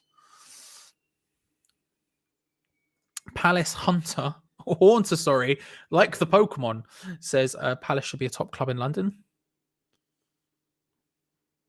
Yeah, sure, if you want. They should look. Palace certainly shouldn't be a yo-yo club. Let me put it to you that way. And I think Palace have a lot of potential to get a lot better. And unlike a lot of Palace fans, I don't mind Roy Hodgson, but I understand why you wouldn't want him at your club. How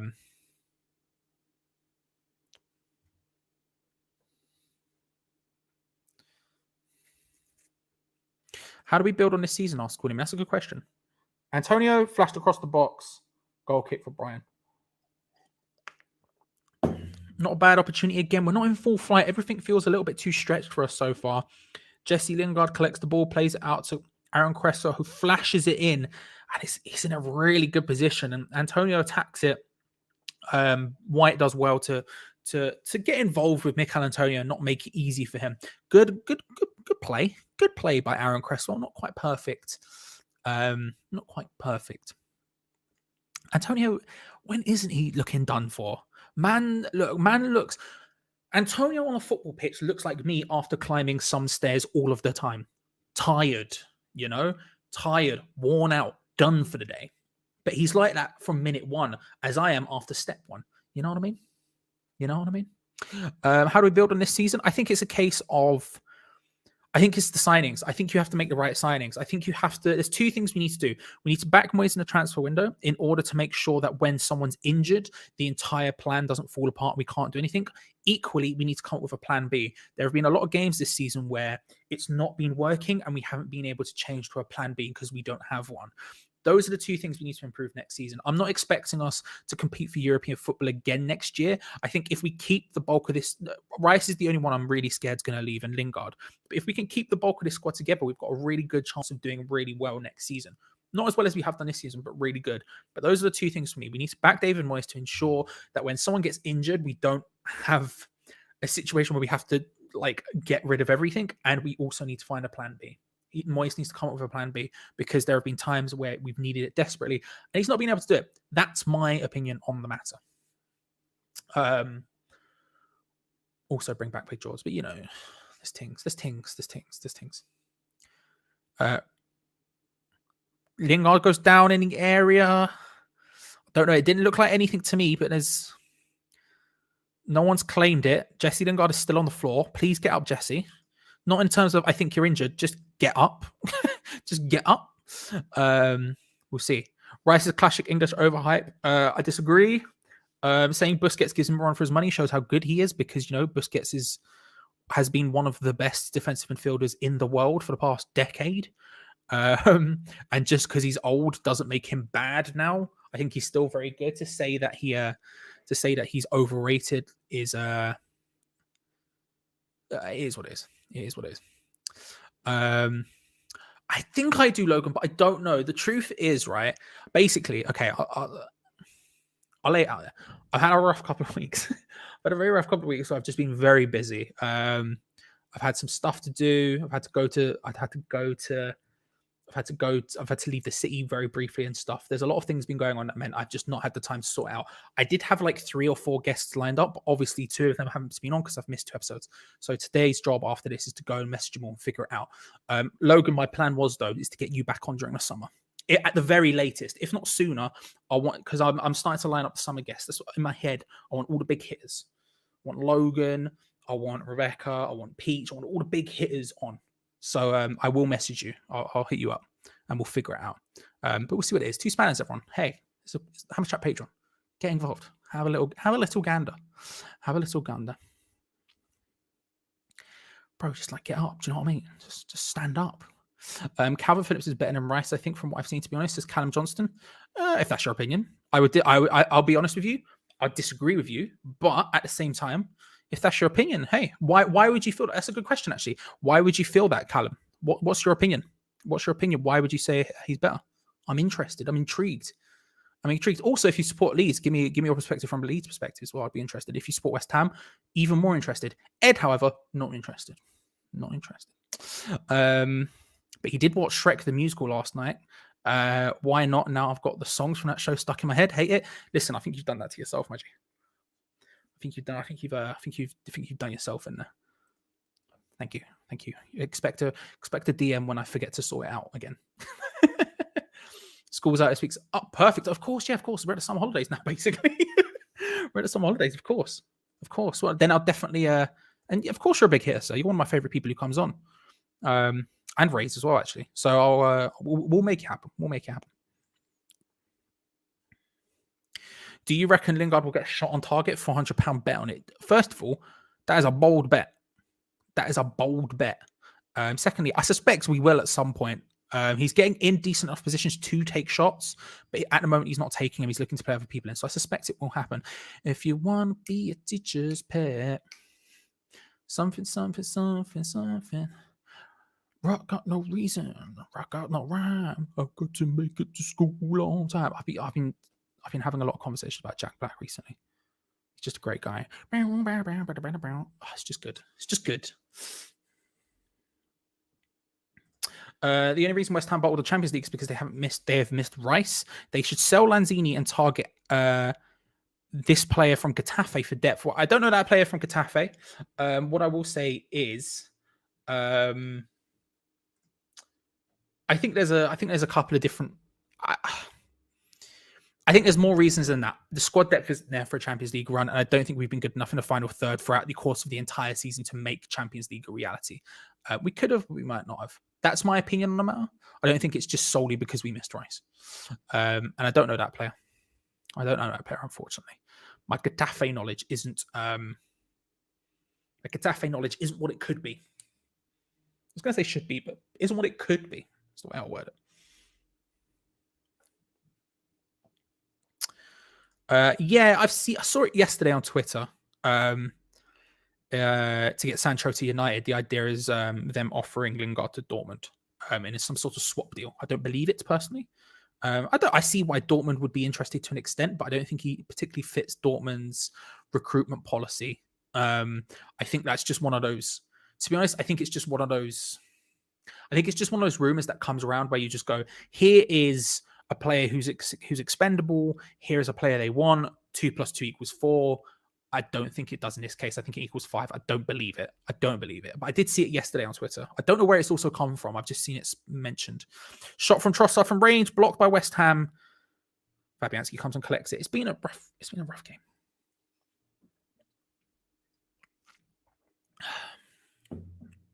It's been rough.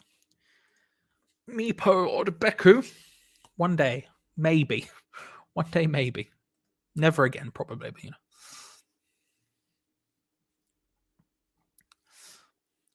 The way Leeds play, he plays by himself as the lone DM, still dominates midfield. Rice plays with Souček, he does a lot of cover and aids him. Phillips offers more in terms of him doing 2 jobs. Antonio headed back across the box. No one there. No one there. Another opportunity. That was close. That was close. Ball gets played in from deep position. I think it's Jesse Lingard. Oh, Antonio's offside anyway, so it makes no difference. But Antonio then heads it back across goal over the top of Jared Bowen. Just can't get it. I think it's Jared Bowen. It could be Thomas Suchek actually, but not quite there. Callum, that's an interesting point. Ed says the way he plays is the best in the league. I feel the comparison between Phillips and Bryce shouldn't happen. Yes, they're both teams, but they don't do the same role. I would agree with that. I think also it's a system. It's a system thing for me. It is a system thing for me. I think that's probably a fair point. I don't know. I think overall, if you're talking about their players in their totality, I would say Declan Rice is a better player. But I think that's a very fair point from Ed about they do play in completely different systems. Just because they have the word DM next to them doesn't necessarily mean they are the same. Don't mean they are the same. So we'll see. We'll see. But my gut says Declan Rice is the better overall player. However, that's not to diss Calvin Phillips. That doesn't mean I think Calvin Phillips is bad or anything like that. I think Calvin Phillips, especially for the last 2 seasons, has been unreal. And the amount of work he has to put into that system under Bielsa is, it's genuinely insane what he does. Genuinely insane. But personally, I would say Rice. Falling asleep, yeah, it's not, might be a game we missed opportunities to come back to bite us. Yeah, that's probably. It's feeling a little bit like it, isn't it? It's feeling a little bit like it. We're very stretched. Everything feels very stretched from us, and Brighton doesn't feel as stretched, but they aren't getting the numbers forward. Whereas we're sort of getting the numbers, but they're not quite in natural. It always feels like they're just arriving at the place they need to be when we need them to be there. It doesn't feel like they're living in that space almost. Whereas Brighton, they're getting numbers, they're getting people forward, but they're not getting enough numbers forward, and so they're not being able to create anything significant from it. They haven't had a shot on target yet, I don't believe. No one's had a shot on target yet. We see how, but they don't have Mopar. They're in a bit of a struggle. A bit of a struggle.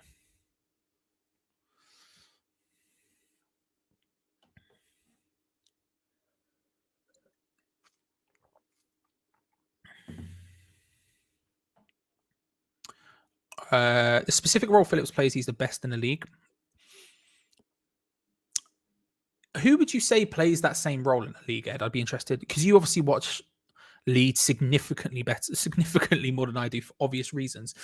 Who would you say plays a similar role in the Premier League to Calvin Phillips? Because again, it's so specific, it's so specialist. Because again, and he is sort of the linchpin of Bielsa's side as well.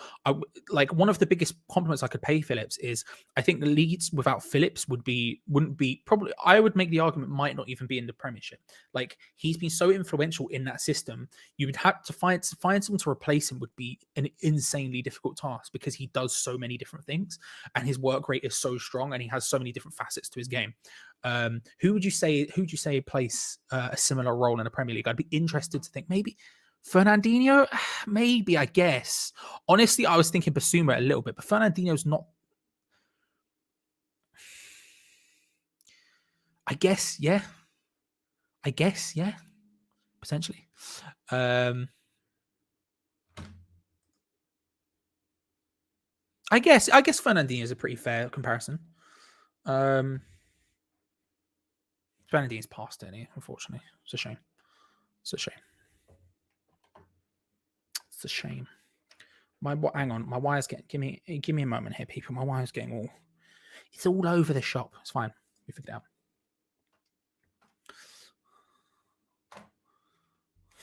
it out. Glenn, are you here? Hello.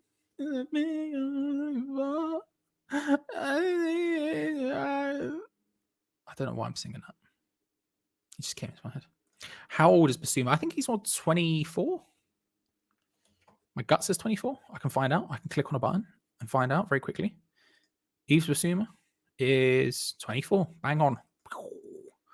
My genius. I remember very mild pieces of information. Hey, everyone, subscribe if you're new around here. Like the video. Get involved in future things. Because, you know, we're always about doing bits. Doing bits. You know? So, hey, subscribe. Like the video. All that good stuff. Patreon is below. Antonio. Oh, that's a good piece of skill. What's that? Pablo Fornals. Not quite, didn't quite have that step up in pace. It was very close. It was very close. Mikel Antonio picks up the ball very deep. Why the hell he's there, I have no idea. Pablo Fornals, oh my, Gideon. He's done the defender there. Who was it? Was it Byrne?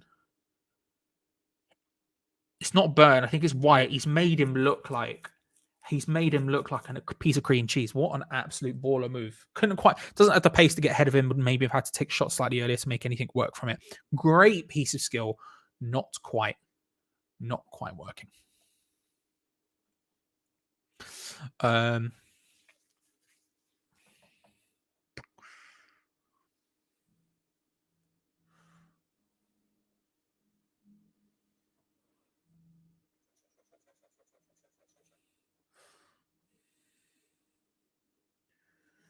Where is it? I saw something. I saw Ed was talking. Kante. I wouldn't compare the two. Also, if you're saying Kante and Phillips play the same role, then Kante's just better than him. But I personally wouldn't say they play the same role. That's my opinion. I personally wouldn't say that. Yeah, man. If he had ever so slightly more pace about him, the touch round was peng, but it just couldn't quite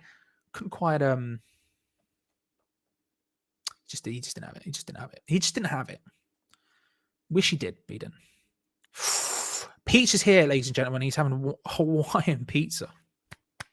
Big plays. Respect it. Lovely stuff. Jealous, if anything. I had 4 fish fingers. Don't want to show off if I did.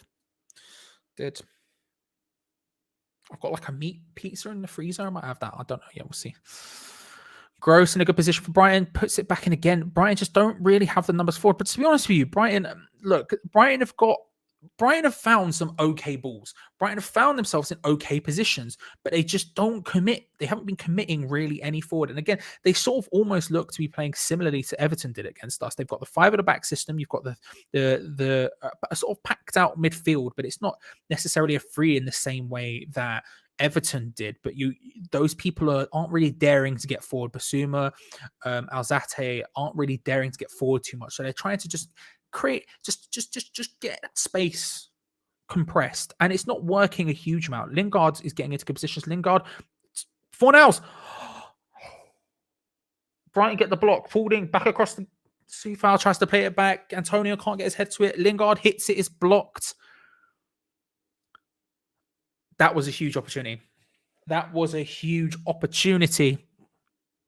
For West Ham United. The ball got played across the box from Aaron Cresswell to Fornals, and he hits it. I can't believe that's not ended up in the net. That was the best opportunity we've had. That's the best opportunity we've had. And it's ended without a shot on target. Frustrating, because that was really freaking good. That was very, very good. Invite Peach onto 2 hammers again. Trust me, it's happened. I was talking to Peach. When was it? Was it last night? Night before last. And it's happening. It's happening during the summer. We are getting him on. Me and Ray were talking. He was like, I want Peach back on as well. So that's happening. Trust me, it's happening. We look knackered. Lingard looks as he's lost that initial spark. We look flat. Game's crying out for Ben Rama. We certainly look tired. That's certainly a thing.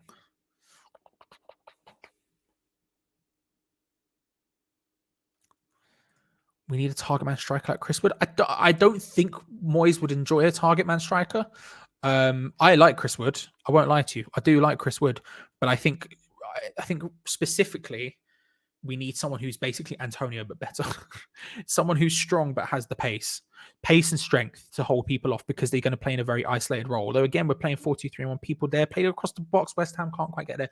We're playing at 4-2-3-1, which means we have people in and around the area that we don't usually have. So he's not. And again, Antonio, just stay in the box. I can't stress how much I want you to just stay in the box. Stop dropping deep. Stop going out wide. Just stay in the middle. That's the only place you're useful. Just stay there, please. Christ. He did. Yes, he did. He did. He did. If it was up to me, I want, he did. He did. There were a couple of people.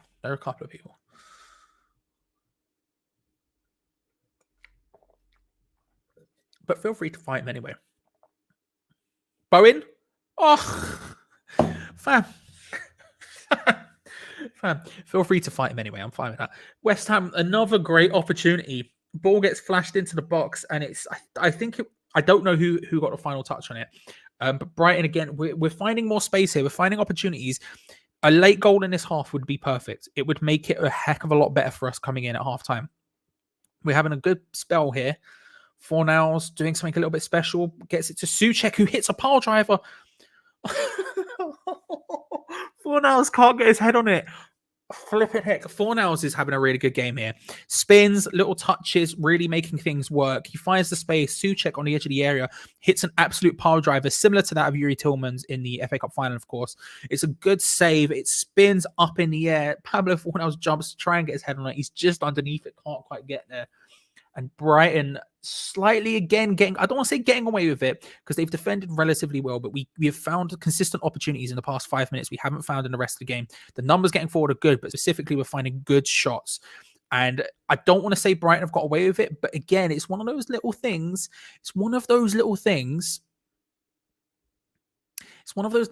where I don't want to say again, I don't want to say come back to haunt us, but potentially come back to haunt us. But we're doing well here. End of the first half, we're doing well. I wish we'd done it earlier on in the game. I can't lie to you, but we're doing it now, and that's the important thing. Halftime is coming up. Brighton getting forward, not with any significant pace. Alzate goes for the shot from far.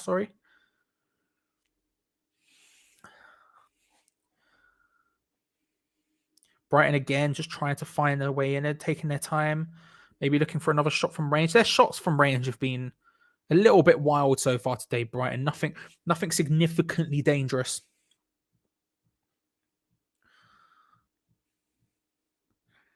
Brighton still in possession of the ball. They're basically just passing it around outside the area, looking for shots on goal, looking for ways in. They're not significantly trying to cross the ball in. We're giving them the space if they want to use it, but we're not really taking it there. Instead, looking for shots from central. They're trying to find their way through the middle.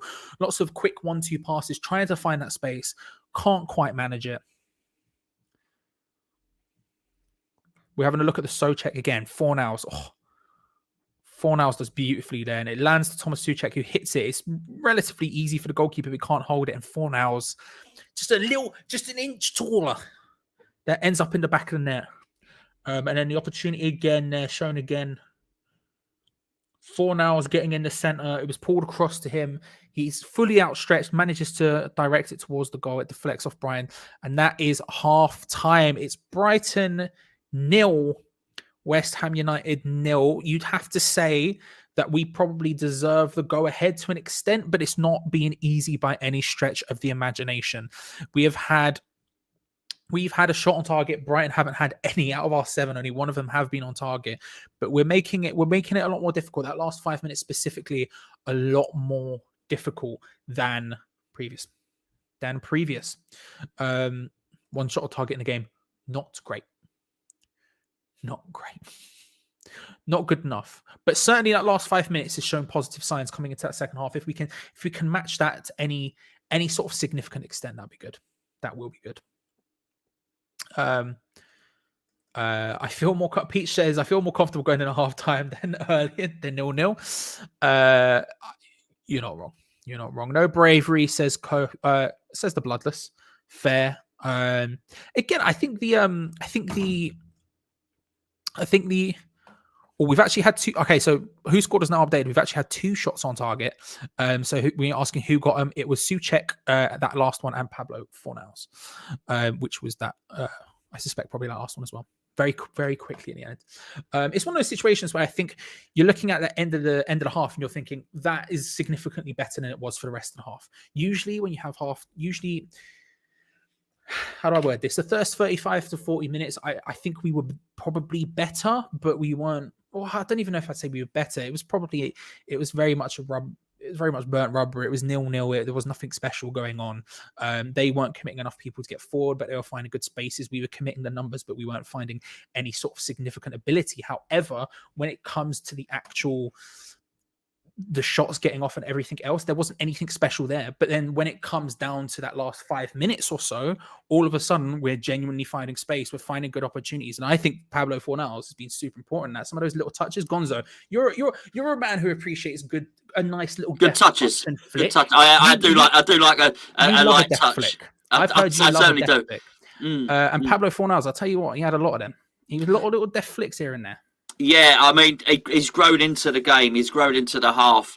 I don't like to see him stuck out on the left there. And I think our worst passages of play have been when he's on the left. Our best passages of play have been when he's drifted into the middle. And I was a little bit worried at the start because he wasn't getting into the middle very much at the start. He seemed to be very much almost reverting back to what Moyes used to do, which is stick him on the left. But he's now got involved more. And we've obviously certainly finished the half very, very strongly, my friend. Do you need to Yes, I was going to just give me a deft little flick. Do you know what I mean? Give me Charlie's going for a deft little flick. So anyway, what did we think of that? I'll tell you what I thought of that. It was quite funny actually, because similarities to the Everton game, I thought there. And in the Everton game, we were crossing the ball over a lot more to a far more accomplished centre half unit, if you like, and we're not really crossing the ball very much. So I want to see us cross the ball more. I want us to see us get Souček in there more. Basically, that's not happening. Hello, Mike. By the way, good to see you too. Well, I say see you. I've got a little picture. As I say, I've got anytime anybody says I've got a little and does that, you don't know what else they're going to say. I've got a little picture of you in the corner there. I mean, on the screen. I don't mean I've got a little frame. I probably have, Mike. A little frame picture of you. That one's next to my bed. Anyway, who said we're far too slow? Far too slow. Someone said we're far too slow. Terry. Yeah. Lacking a little bit of urgency, lacking a little bit of punch. I almost, let's take the last 5 minutes away for the first 40 minutes of that half. I felt that we were struggling to get somebody close to Antonio for any consistent period of time. So I want to see that happening a little bit more. Certainly, I want to see Lingard involved in the game a little bit. We're going to have to do something. It's funny actually. They look like a team with a good system and a good ethos and a good philosophy. But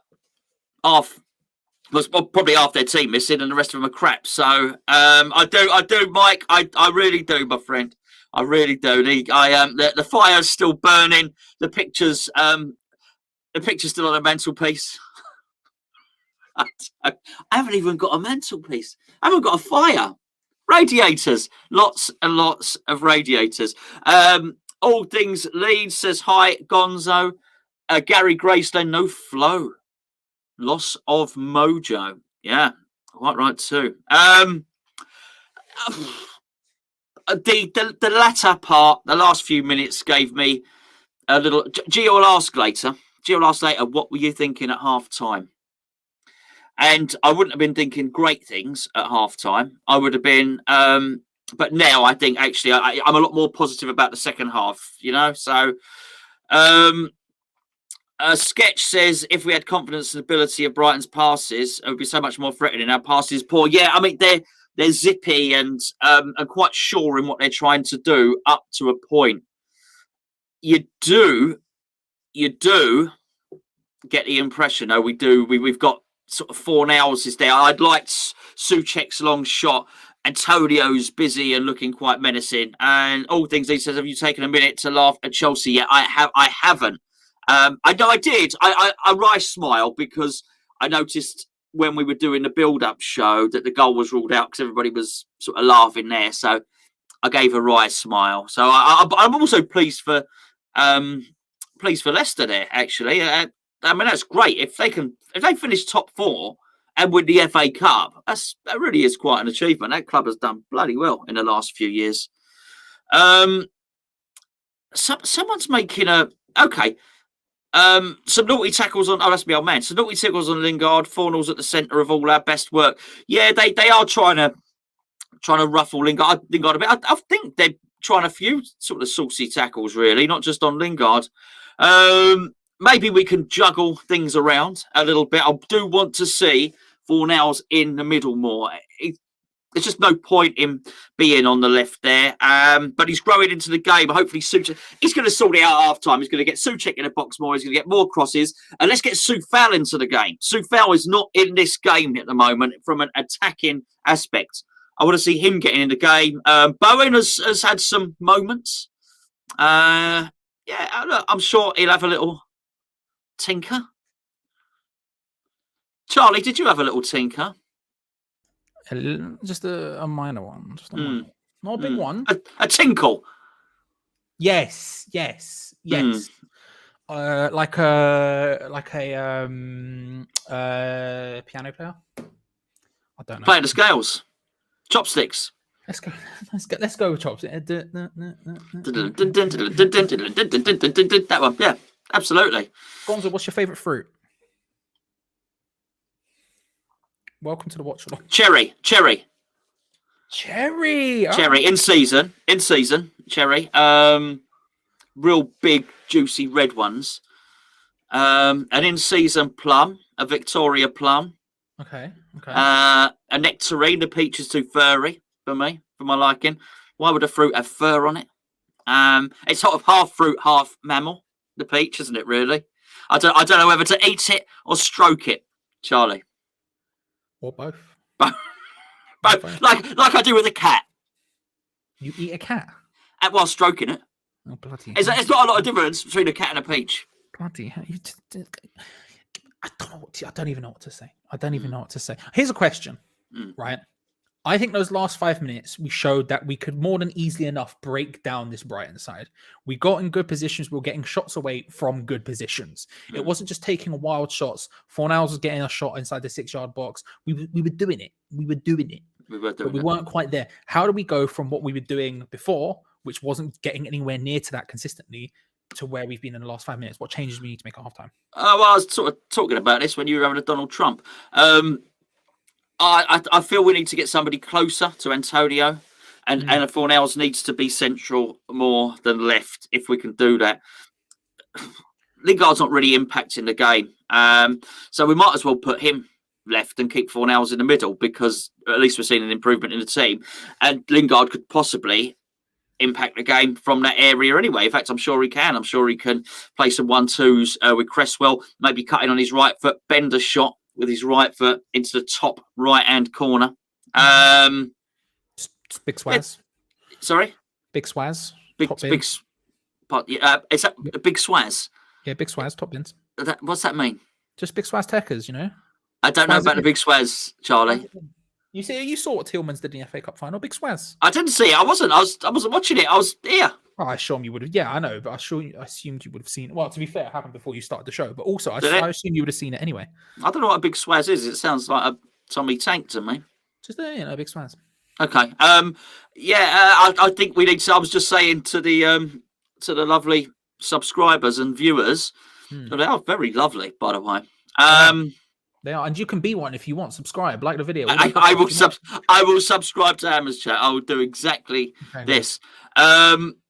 I think I was saying to the lovely subscribers that we need to get Soufal into the game more in an attacking capacity. I feel like to get some more crosses over for his mate, Big Sue in the middle. Bosh. Would you be concerned that moving Fornals from the left-hand side would make us significantly weaker down that area? No. Because what weaker in terms of defensively? Yeah, because that's the only reason I think he ever plays there, anyways. Because I agree. I agree with that. But we need to score a goal. We need to. Is that now? Here we go. Right, listen. Hmm? You put the whole thing in your mouth, then.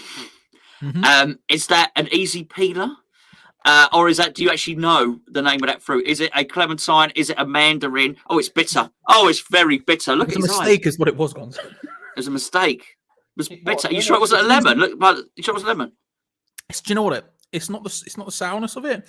It's just when it all hits you at once, it's a lot. It's an easy peeler. Okay. It's an easy peeler clementine. It's a clementine, so we know. We know Is what it it easy? is. A clementine is good. A clementine is good. The satsuma is my favourite, I've got to say. But the clementine is good. Okay, I can back that. Much better than a tangerine. Yeah, So, the tangerines aren't bad. not bad, but the clementine is better. I don't know. I'd agree with that. I once went into Marks and Spencer's and they did freshly squeezed clementine juice. How good was that? Mate.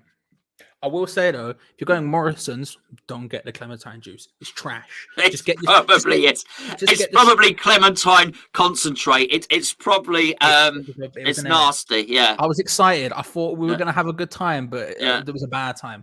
Get the orange juice specifically. I think I agree with you. I think Pablo Fornals is always more effective down the middle. I like him there. I think he has.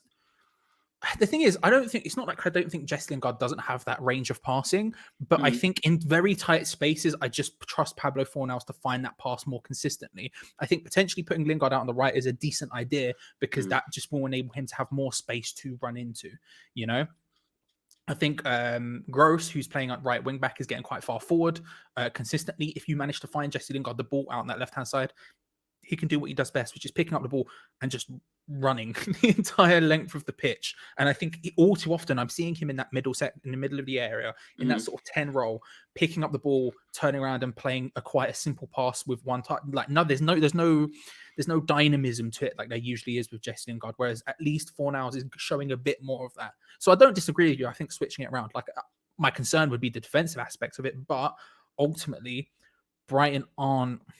We're not really stopping them in any significant way anyway, but even when we're not stopping them, they're not doing a massive amount of damage right now. So we should, it's what you always say, give them something to think about. Give them something to think about. I'm going to leave you now, but I think just to surmise, a summary, if Fornals plays in the middle, he's a clementine. If he's out on the left, he's one of those quite small oranges, which disappointingly are very hard to peel. When you peel them, they come off in small bits like that. It's got the white pith all around it. And when you do eventually get in there, there's bloody pips in each segment. That's what happens when he's on the left. I will say that was similar to this, but look at that. Single. That's a skill. That's a proper skill. That's a real skill. I don't want to flex on them. All right, do another one. Couple of earrings. Bang, bosh. Bang, bosh. No messing. No. See you later. Thank you, Gonzo. Good to see you. If you want to see more Gonzo, of course, he'll be live at full time with Geo for the review. Stick around with me until then, of course. I'll be here the entire time, and then I'll spam the link in the chat so you can go and watch their review of the match. Subscribe if you're new around here. Like the video, of course. Thank you very much to Gonzo for popping on. And hey, halftime orange out of the way, we might get another one. Boot hammer. As per usual, no. Fornals needs to finish one of those chances. Yeah, frustrating. The big one, which he took a shot where he was at full stretch, I don't blame him for. The header, I don't blame him for. But it's one of those ones where you're like, we're so close every time. We're just slightly off them. We're just slightly off them. And I feel like we're getting closer. We're getting closer. And that's the important thing. Charlie talks more about the food than the game. I can't act like that's not true. I can't act like that's not true, you know. Welcome to the Hammers Chat Watch channel.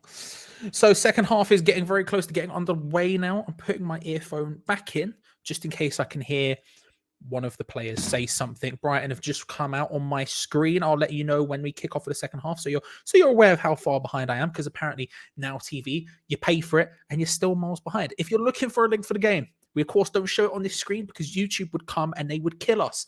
Discord, in the link below, have a click. We always provide links on there. Blessed be to Ginge, who's provided the link for us today. Thank you very much, Ginge.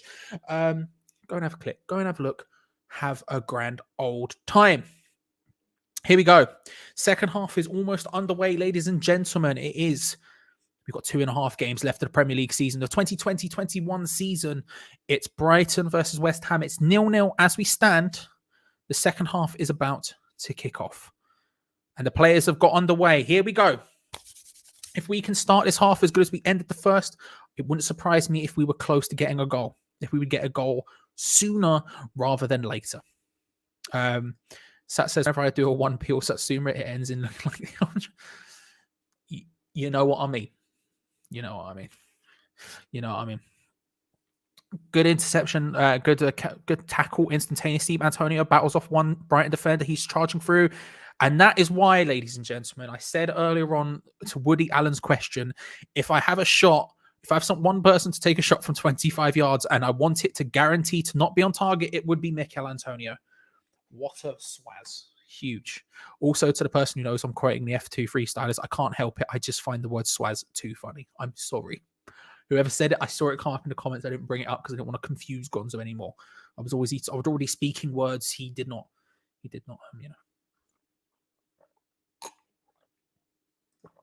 What has to happen in order for you to buy into an orange like an apple? Don't know. I don't know. I'll tell you what. West Ham. Ooh. Enough. Oh, okay, it's close. And then Rice's shot was wild. I'll tell you what. I'll do it if we have a shot on target. When we have a shot on target, maybe I'll do it. Good opportunity, well worked down the right hand side. Bowen cuts it back. I tell you what, we're not, as Gonzo brought out, we're not getting the ball to the fullbacks and sort of lofting in like we usually do. Kufal specifically has not really been involved in that. Cresswell has been down the left hand side, but Kufal specifically hasn't. But what I'm liking is the fact that we are replacing that with getting to the byline and pulling it back. We need to do that more often, in my opinion, just in life. So it's good to see it happening there. It didn't quite work out, but it is what it is. It is what it is.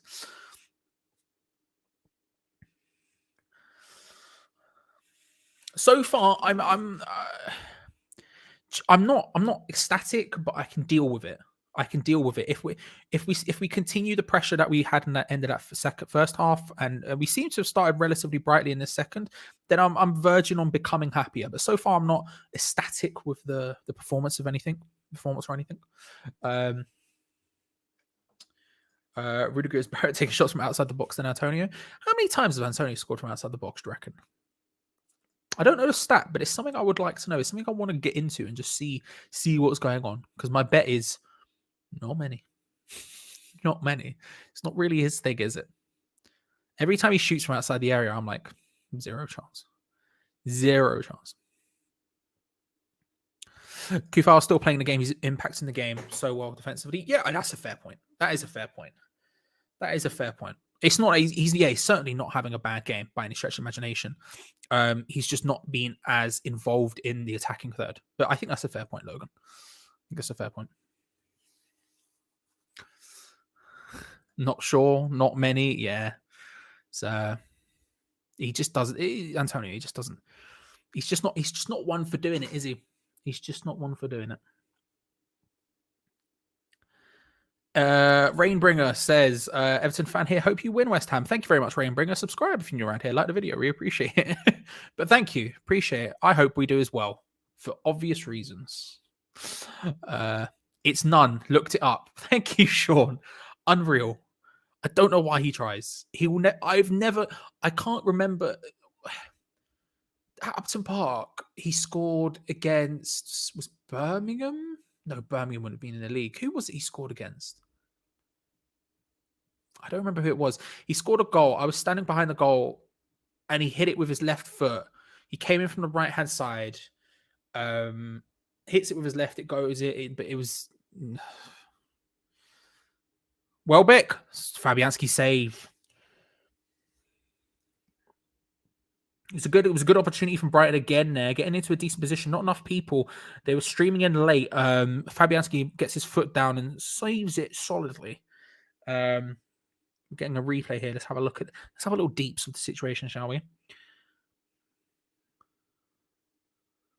Close to offside, but I think actually really well-timed run.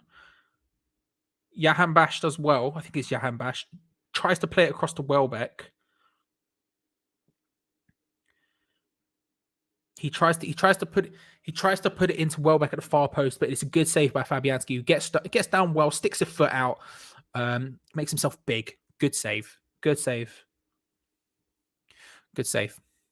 Our play seems more predictable and less inventive than the last few games, says Kevin. Souček can't get there. It's well high and over. Well high and over. I think that's a fair point. Kevin. Cresswell does well. Cresswell did well. It's his usual thing. He gets into a semi-advanced position, hits the cross early. Souček rises. He would have had to do something very special to get it on target from there, and he can't. It's high and over with the header. I think that's a fair point, Kevin. Not an easy. Again, it feels a little bit like we're going through the motions to an extent. Last stages of the first half, definitely better, but in general, that's sort of the case. I think that's fair.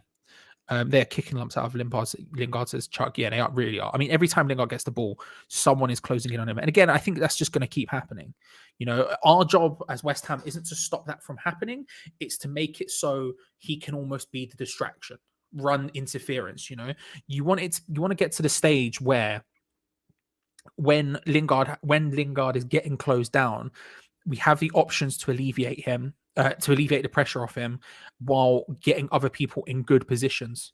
It's a nice try. I think it was Pablo Fornals maybe with the ball. Tried to play it forward. It was either him or Lingard. Don't know who. It was Pablo Fornals. Tried to play a really good crossfield ball. He's getting involved in the play again. I'll tell you what, I think Pablo Fornals is having a really good game today. I think he's having a really good game today.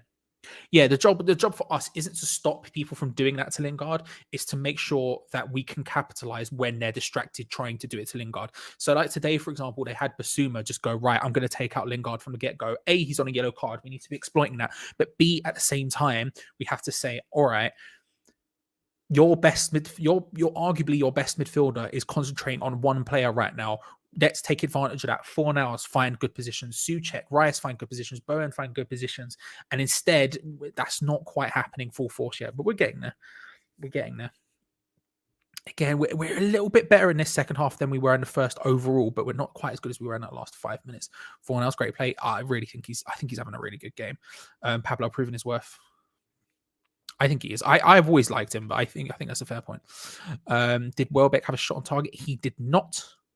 The total shots remain at 3-10 in West Ham's favour, with no shots on target from Brighton and 2 from West Ham.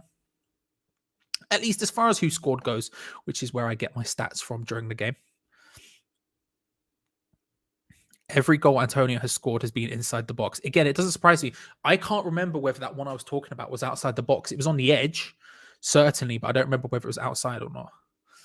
I mean, for the first 10 years, that's the 10 years.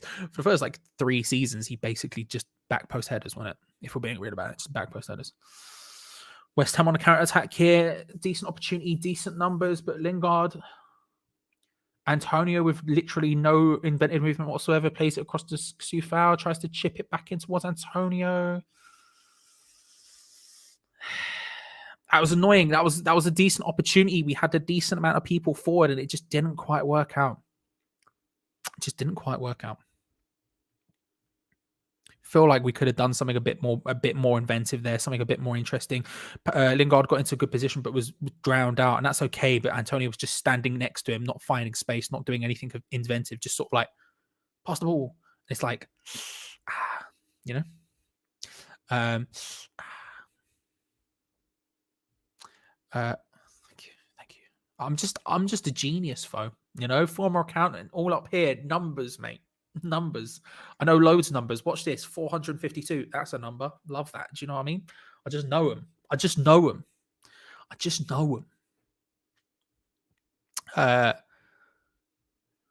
Stuck LA Galaxy under in halftime. Chicharito still has it.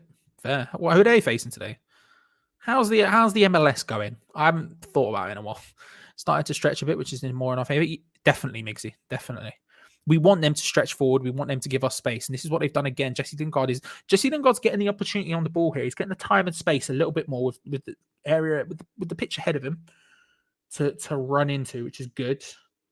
As you say, the game is starting to stretch a little bit, and that it will inevitably, that does play into our favour.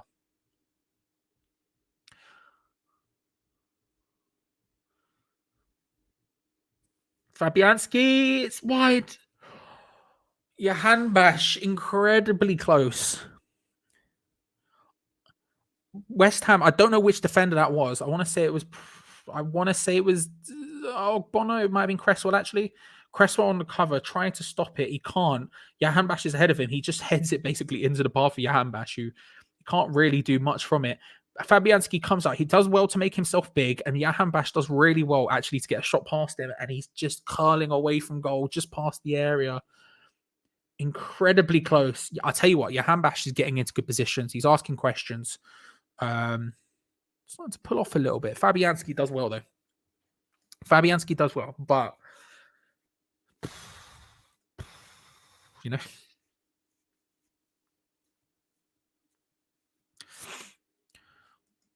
Again, another good opportunity. Lingard finds Thomas Souček. Souček goes in. Soufal tried to play it in first time towards Bowen. Couldn't quite find it. This game is stretching out a bit. This is getting into our favor. We can find these spaces. We need it. We can find them. West Ham recollect the ball. Still in Brighton's half. Declan Rice in the middle of the pitch, looking to try and spread the ball out to Jesse Lingard on the left-hand side. Picks it up. Cresswell's with him. He decides to play the ball in early over the top of Jared Bowen. Can't get full stretch. Can't get to it. It's over, and it's a goal kick for Brighton. Game is stretching out. Game is stretching out. That's playing into our favor, but we need to be ending with shots. It needs to be ending with shots. The shot count has gone up significantly, though. 6-11 now in West Ham's favor. We've had an extra shot. Brighton have had 3. Still no more on target. Lots of shots being blocked, of course. That's the West Ham way and Brighton's way of playing, really. You're getting blocks on those shots. Lots of those, but none actually on target. Still 2-0 in favor of West Ham. Great cross from Lingard. Yeah, it was decent. Jared Bowen was at full stretch. It was a decent opportunity. It was well placed. Maybe a little bit overhit to an extent, but the idea was good. The idea was good. Getting closer. Asking questions.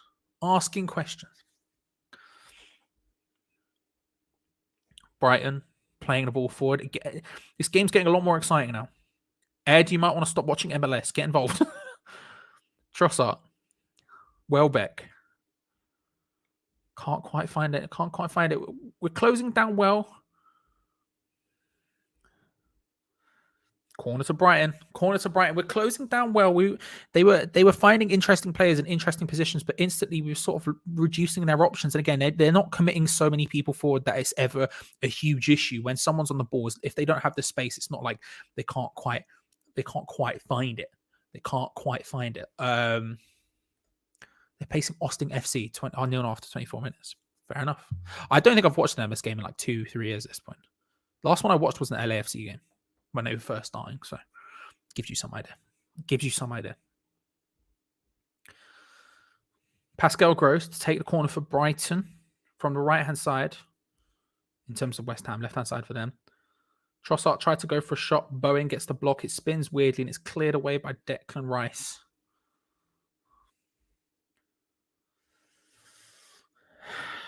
Basuma does well. Just not quite popping. You ain't missing anything. Fair. I'd never heard of him either. I didn't even know there was an Austin FC. Obviously, I knew Dallas, a Texan team, but I didn't know there was an Austin.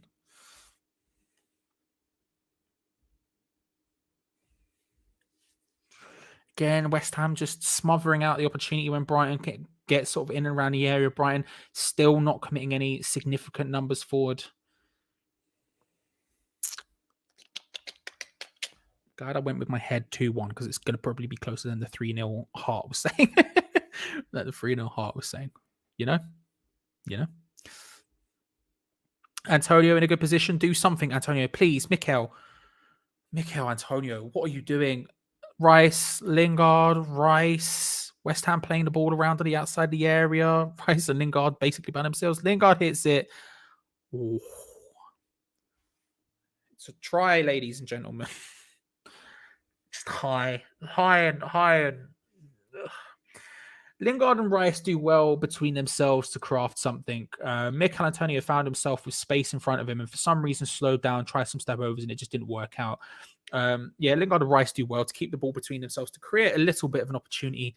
And Lingard, who can hit them from range, just sort of with his weak foot hits it over. Do you know what? I've decided I'm going to bite into an orange like it would be an apple.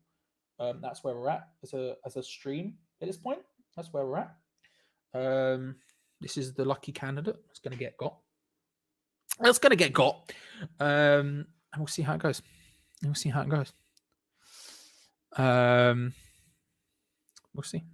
We'll see. In we go.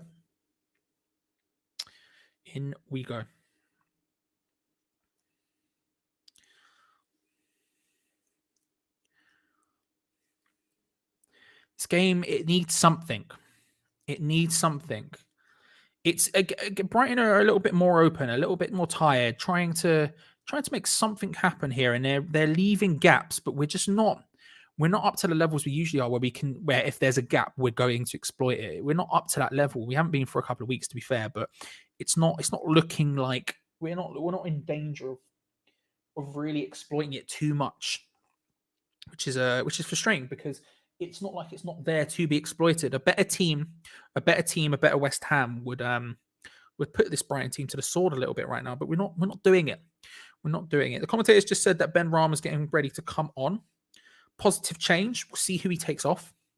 Here is the thing. I'm going to bite into it like an orange, like an apple. Again, it's quite small, so it's difficult to do, but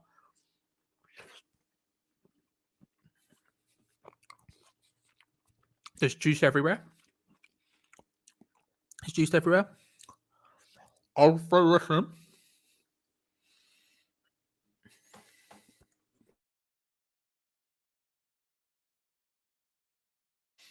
I just threw the rest in because juice was going everywhere.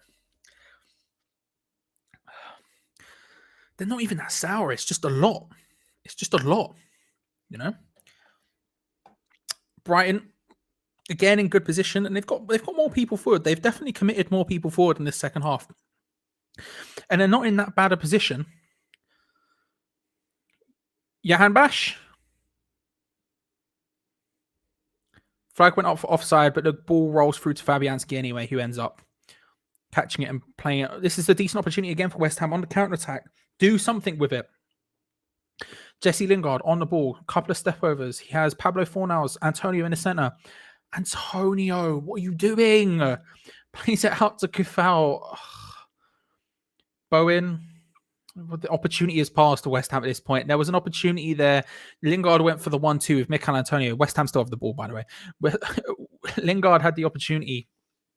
A couple little step overs. I felt like the opportunity had gone, but he finds Mikel Antonio, who all it required was just opening up his body and just laying Jesse Lingard back through, who would have been behind Brighton's defense free. Rice would have crossed into the box, goes to nothing, not even close to anything, and it's out for a goal kick for Brighton. Frustrating, but instead of doing that, instead of playing the 1-2, Mikel Antonio decides to do a step over and takes it back outside the box to try and pass it to Sufal. I'm like, why would you do that? Just one little piece of, and the thing is, usually Antonio's not bad at that sort of stuff, but one little touch and it happens. Just not quite.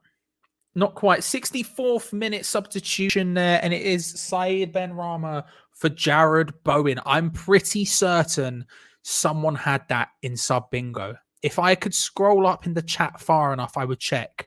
But I'm pretty sure someone said that. If someone said it, I mean, Ed's claiming he said 63. That's pretty freaking close. It's the 64th minute, but I'm happy to give it to you. If you did that, congratulations. Benrahma for Bowen is the substitution. 64 minutes is the time. Again, I'm certain someone said it. God knows who. But fair play.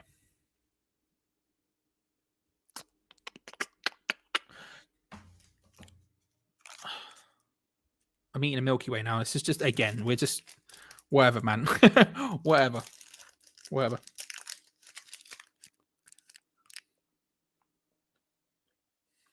You know?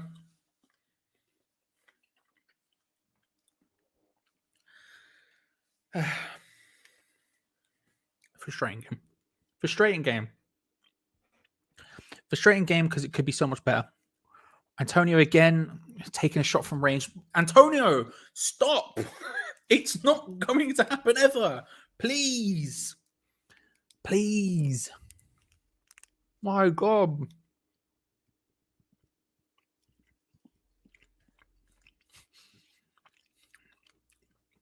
Fair point. Congratulations, Ed. You win. I'm fine with that. Oh, Logan, be still my beating heart. Right. I might as well talk about this. It's a dead game. I pre-ordered it. I pre-ordered the Mass Effect Legendary Edition, okay? Last week, knowing it was coming out on Friday. But for some reason, Amazon was like, cool, you'll get it on Wednesday. And I was like, why would I get it the Wednesday after it comes out if I'm pre-ordering it? But I'm like, whatever. Life goes on. So Friday came around. I'm like, I want it. I want it. I check the Amazon to see if it's been dispatched. No, they're saying it's coming Wednesday. I'm like, maybe coronavirus means there's only so many copies. They can't get my copy out until Wednesday or whatever. Fine. I'll deal with it. It's annoying because I want to replay it right now, but whatever. We move on. I then check. I could have ordered a copy yesterday to get it here today, but they'd already taken the money out of my account for the pre-order I had. And I didn't want to have to go through the hassle of cancelling and getting my money back to only spend it again to get it like 3 or 4 days quicker. So I've got to wait until Wednesday, which is pissing me off because I want it now. I want to play that. I want the Legendary Edition now, but I'm going to have to wait, unfortunately. Disappointing. But I've been playing Resident Evil 8. I've finished it now. So I'm playing Horizon Zero Dawn instead, which is very frustrating because I want my Mass Effect. I want my Mass Effect. I want to roll about with Rex and flipping Garrus and be doing bits in space, you know? But I can't be. I can't be. Adam Lallana is coming on now for Brighton, coming on for Alzate. He's had an okay game. It's an okay game to be fair to him.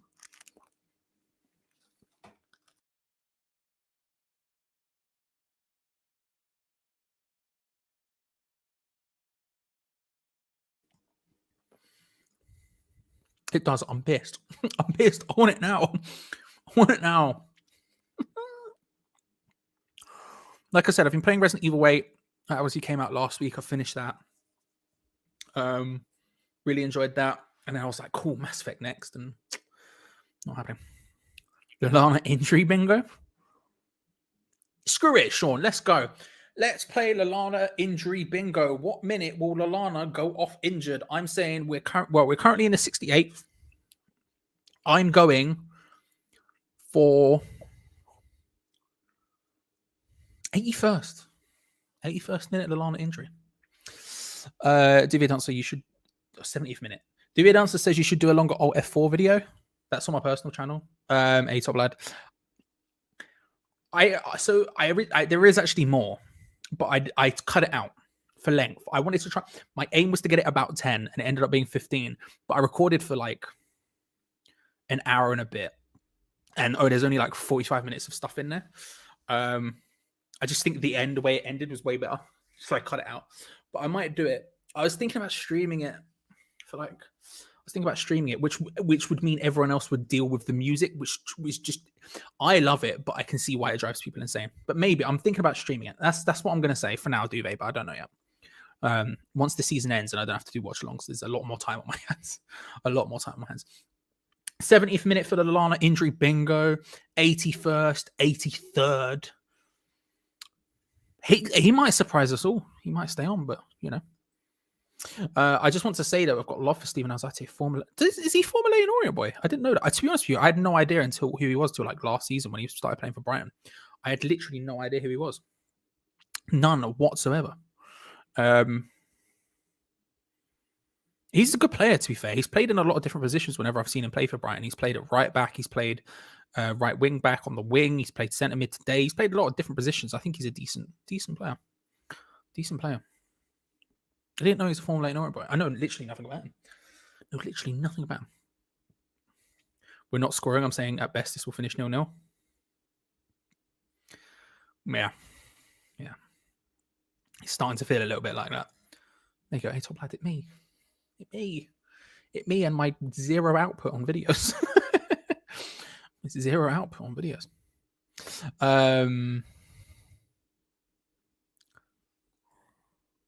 Taking the mick out of him is asking him to score the winner. Look, if he's going to score the winner, he's going to score the winner.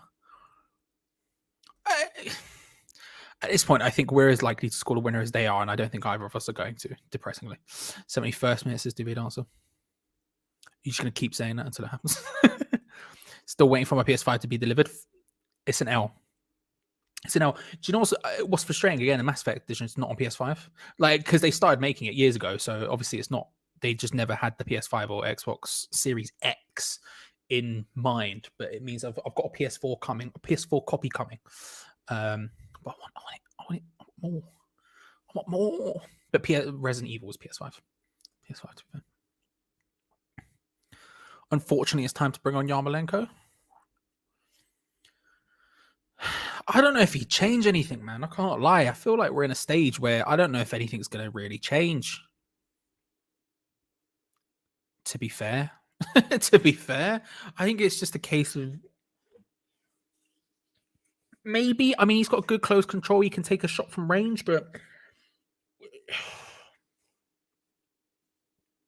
I don't know how significantly he changed the game. I don't know how significantly anyone would change the game. I mean, I'm looking at the bench. Do you know what? Again, just get Odubeka on. Who cares at this point? Just get him on. What's he going to do? Not score? It's not like Antonio's doing it. Get him on for Antonio. That's my opinion on the matter. Won't happen, but that's my opinion on the matter.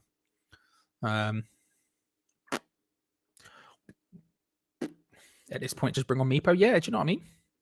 Now is the time to panic. You know? I don't think that's the case, James, but I don't think it's a case of them not wanting it. I just think we've never been good enough in the final third.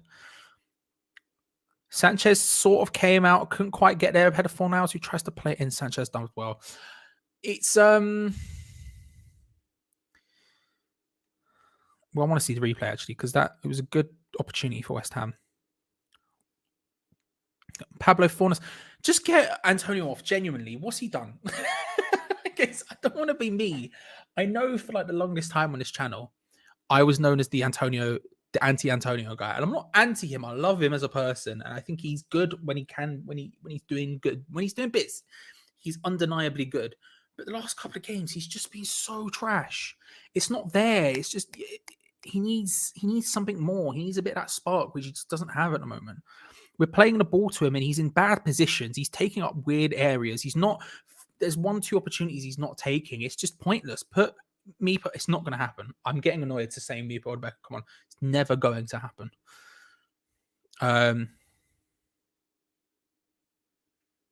Deep.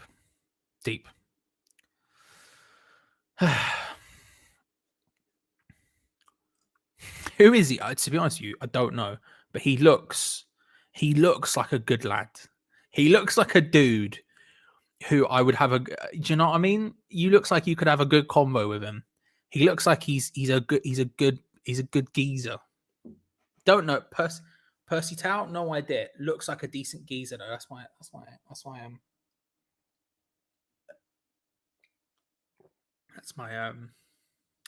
bet. Might have a little Google, find his social media, see if he's got the bants. I hope he does. I doubt it because footballers, but you know.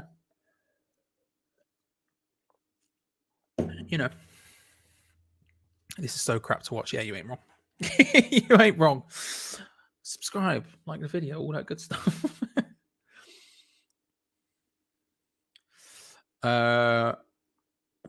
We need a penalty or a free kick. It's the only way we're going to score today. Yeah, pen really, isn't it? Antonio would be a great guy to have an edible with. Look, I'll tell you this: as someone who's I've had the luck to meet Antonio twice, and I'll tell you what, genuinely, he's a very, very easy man to get on with. He's very nice. He's very nice. The first time I met him, when we went to interview him, we were late because the people who were organizing the event had screwed us over. And there was been a massive mix-up, so we were like half an hour late for our interview that we should have been. So they just assumed there was no more interview. So when we went into interview, he was hanging out with all his mates and laughing and joking around. And then we went to do the interview, went to sit down and do the interview. and he was like the most polite man. And you would suspect in that situation where he's with his mates, he just wants to have a good time. This wasn't even at a training ground. This was at like a shoe launch in the middle of central London, and it was a case of like you would expect him to be annoyed. You would expect him to be like, "Oh, this is so annoying. I have to do something." And he was genuinely incredibly nice guy. Gave us all the time in the world, longer than he should have, if we're being honest. Like we had like 10 minutes, and then the second time I met him, again, he'd been asked to come in. This was at a training ground, and he was injured at the time, and he wasn't meant to be there. But he'd come in specifically to do these interviews, and he was frustrated. Like he didn't want to be. It was very clear he didn't want to be there because he's had other plans, and he's had to come in to do random interviews with people. And yet again, the second he had like a, I don't want to say a Barney with a press officer, but him and the press officer were having a discussion about what was going on. And then he came in and did all his interviews with everyone who was there. There were 3 of us there. There was me and Gonzo were there for Hammer's chat. There were a couple of other people there. And again, genuinely so nice. Like he was clearly frustrated and didn't want to be there because it was supposed to be essentially a day off when he's injured and everything else. But then the second he was there, he was genuinely the nicest person to get on with. So an edible, just listen, me and him, we'll roll up Burger King together. I bet we'd have a grand old time. As long as he doesn't have to shoot from range, because that's never bloody going into the net. 4K, that's a decent amount of followers. I'm telling you, he could, this towel geezer, he could be a decent lad. It's very frustrating to watch. I always hate it. I get it, but it just frustrates me. It's always frustrated me. 14 minutes left of the game to go, still 0-0. Whenever either team slow down significantly with their counter attack, it ends up in 10 men behind the ball. Again, a good opportunity here from West Ham, but the pass is stretched. It's not happening, mate. It's not happening. Not happening. Yeah. I feel like, how do I word this?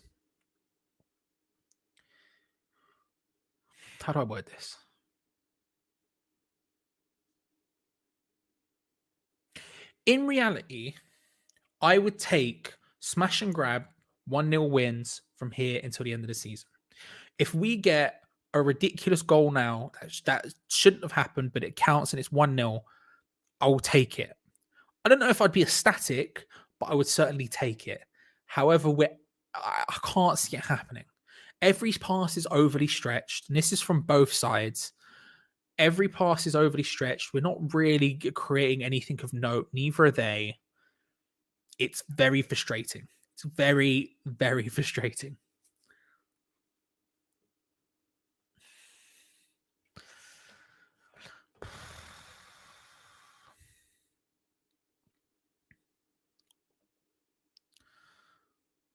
Antonio, foul. He's not very happy about it. Bro, this game's past us. I don't know what he's trying. I don't know why he's having a little moan about it. It's done now.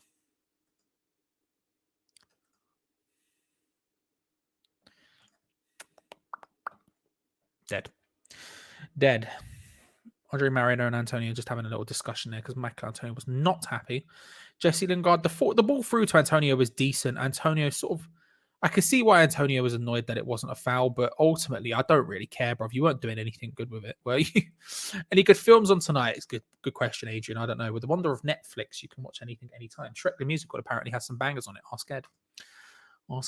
Although Ed's probably gone because why would you watch this game if you were neutral? Let's be real about it. That's a good question. Everyone, if you could watch one film now instead of this boring 0-0, what film would you watch?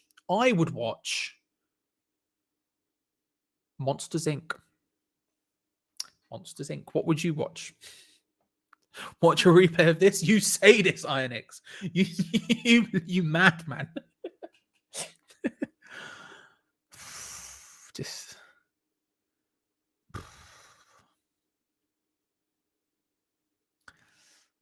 Johnny English.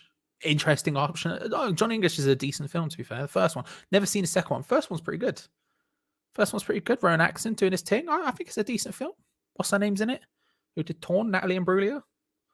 Was John Malkovich, main baddie. It's a good film. First one's a good film. I need to watch Tenet. I haven't seen Tenet, but I've heard good things again. But it's a what's his name film in it, so it's probably supposed to be good. But a fair point. Declan Rice plays it out. So foul into Fornals, who tried the spectacular, it didn't work. Armageddon. Again, not something I've seen, but interesting. Yosius says hi. All right, bro. Hope you're well. Ferris Bueller's Day Off. Why not? Cars 2, says Eric. Interesting. Never seen any of the Cars franchise. I've seen a lot of Pixar films, but never seen any of the Cars franchise. I remember when the first one came out, some people I knew watched it, but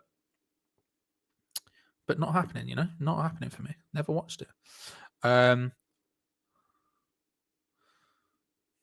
Brighton on the counter attack. I saw the new Michael B. Jordan film last night, Without Remorse. Good action film. Is that the one with New York and the bridges or something?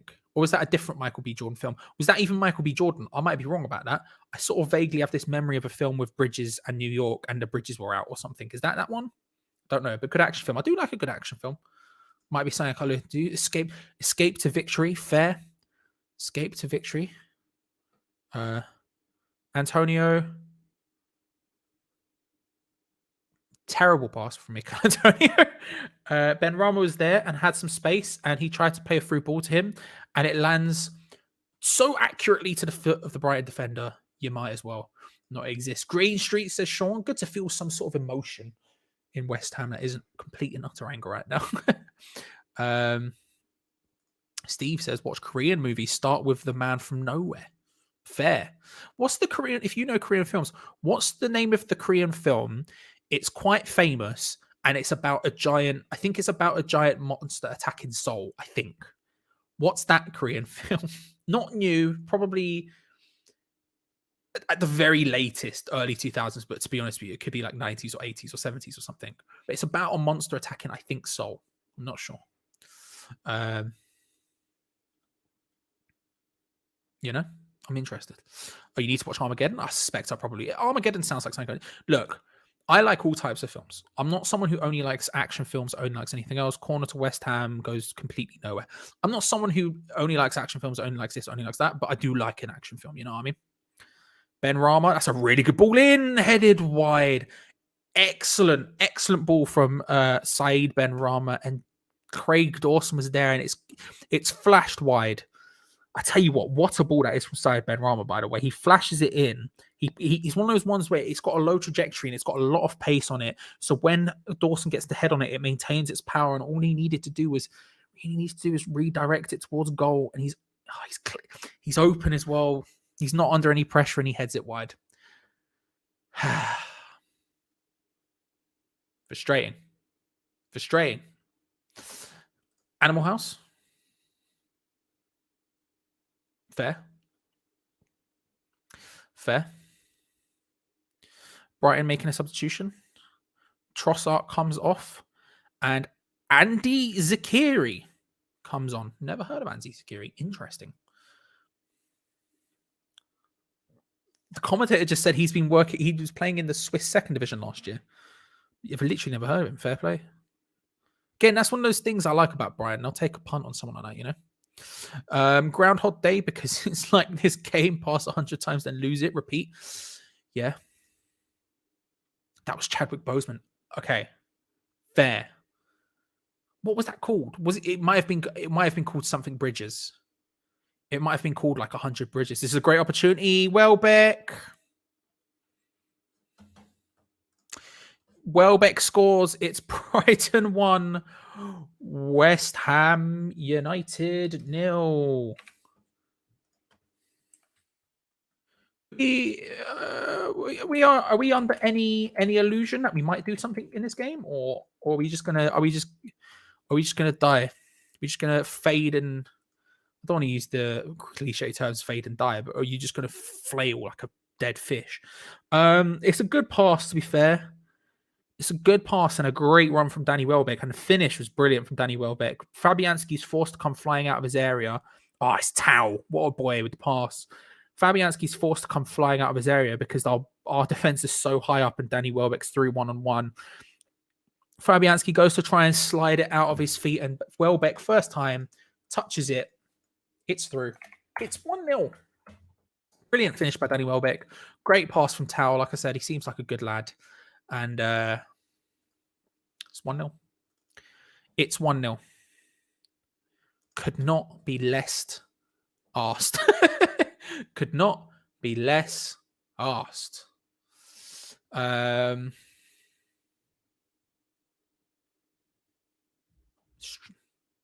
Frustrating.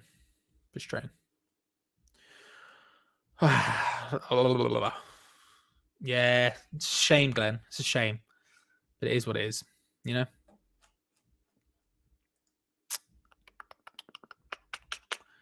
Anything we could do from the bench as Adrian? With 5 minutes to go, probably not. Miedema, BRIWHU, and Yarmolenko are the 2 attacking players on the bench. You could come on. You could make an argument for Fredericks in an attacking position. Therefore, it could be Yarmolenko or Fredericks who could come on. And at this point, at this point,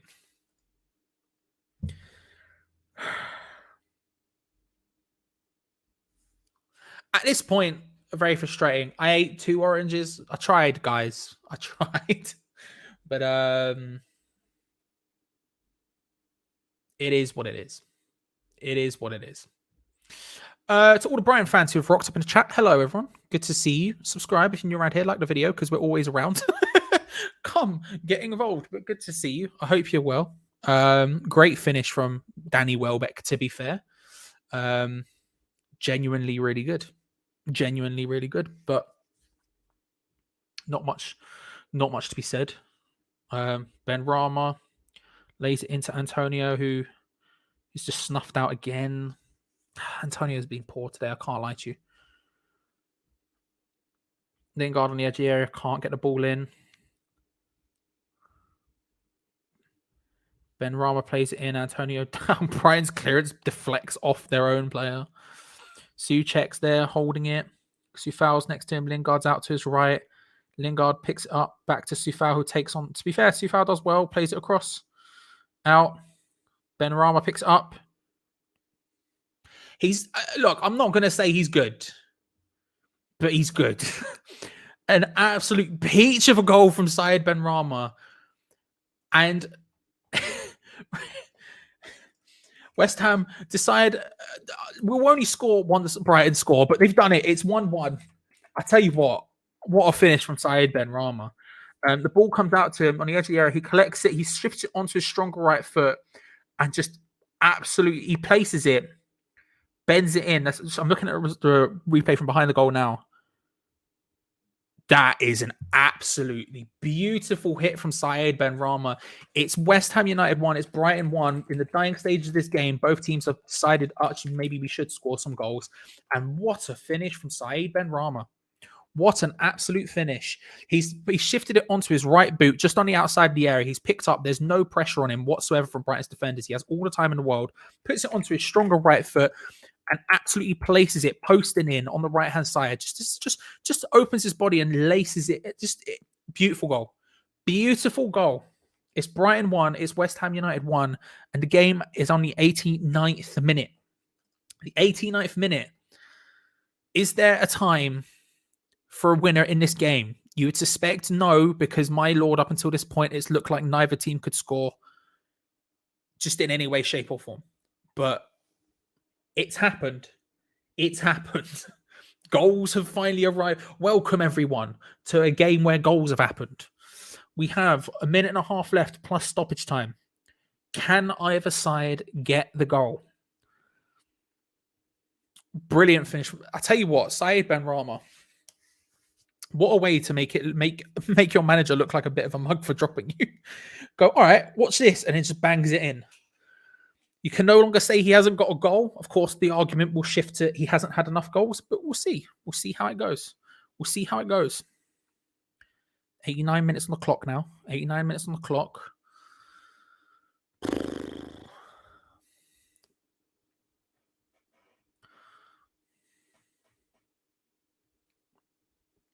Lingard plays it through. He's looking for Antonio.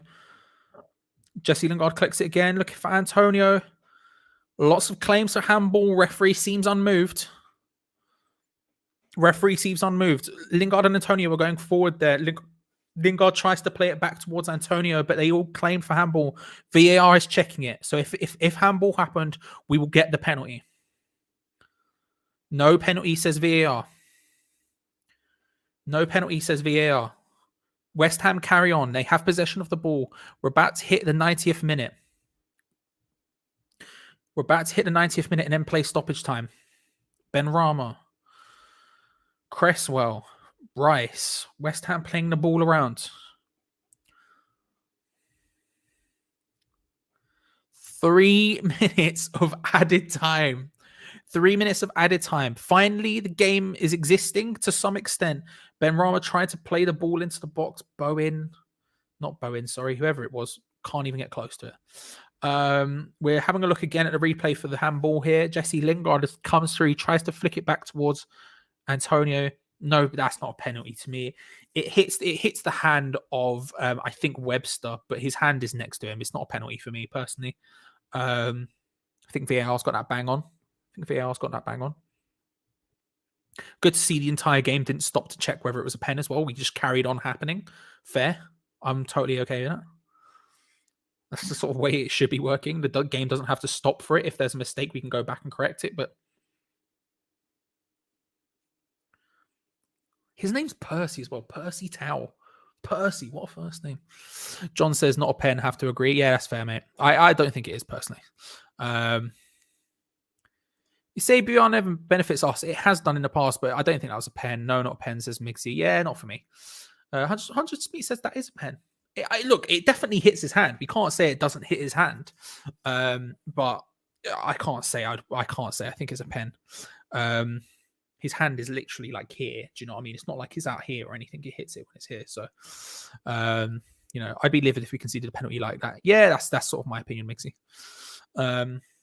Here we go. We got a couple. A minute and 20 seconds left of the game. 1-1 is the score. Can it happen? Will it happen? Shot from range.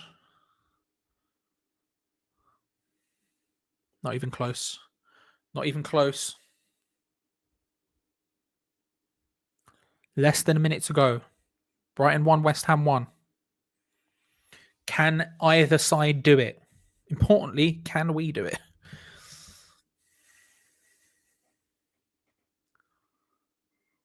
If you're talking in the chat, sorry. I at the end of this, I'm just sort of avoiding looking, just in case anything happens. I keep hearing the name Percy Towell, getting excited. He's my new boy, a bit like Jeffrey Schlopp. Another beautiful name. 20 seconds to go. West Ham, right at the end of the game, have possession of the ball. A terrible pass on the 1-2 just dribbles out. I'm confident with saying that's it. 5 seconds to go until the additional time is over.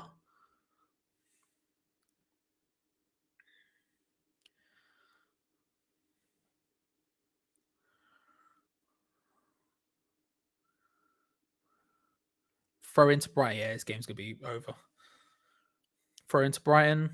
Goes into no man's land. There is the final whistle. It ends Brighton and Hove Albion 1. West Ham United 1. Wally with the $10. Thank you very much, my friend. Thanks, Charlie. Great goal by Ben Brown. Now type of Fredericks on goals this season. It's a good point. It's a good point. Well made. Doing well then. That's what I would say. Doing well. Thank you very much. And thank you everyone else for joining. Big shout out to Wally, of course, for the cheeky dono super chat right at the end there. We have a review. Geo Gonzo will be going live very, very soon. With their match review. Let me see. Let me just check if we have a link yet. Do we have a link yet? If so, I'll be spamming that in the chat the second it exists. Subscribe if you're new around here. Like the video. We have 2 more games this season. That means we have 2 more watch-alongs to go.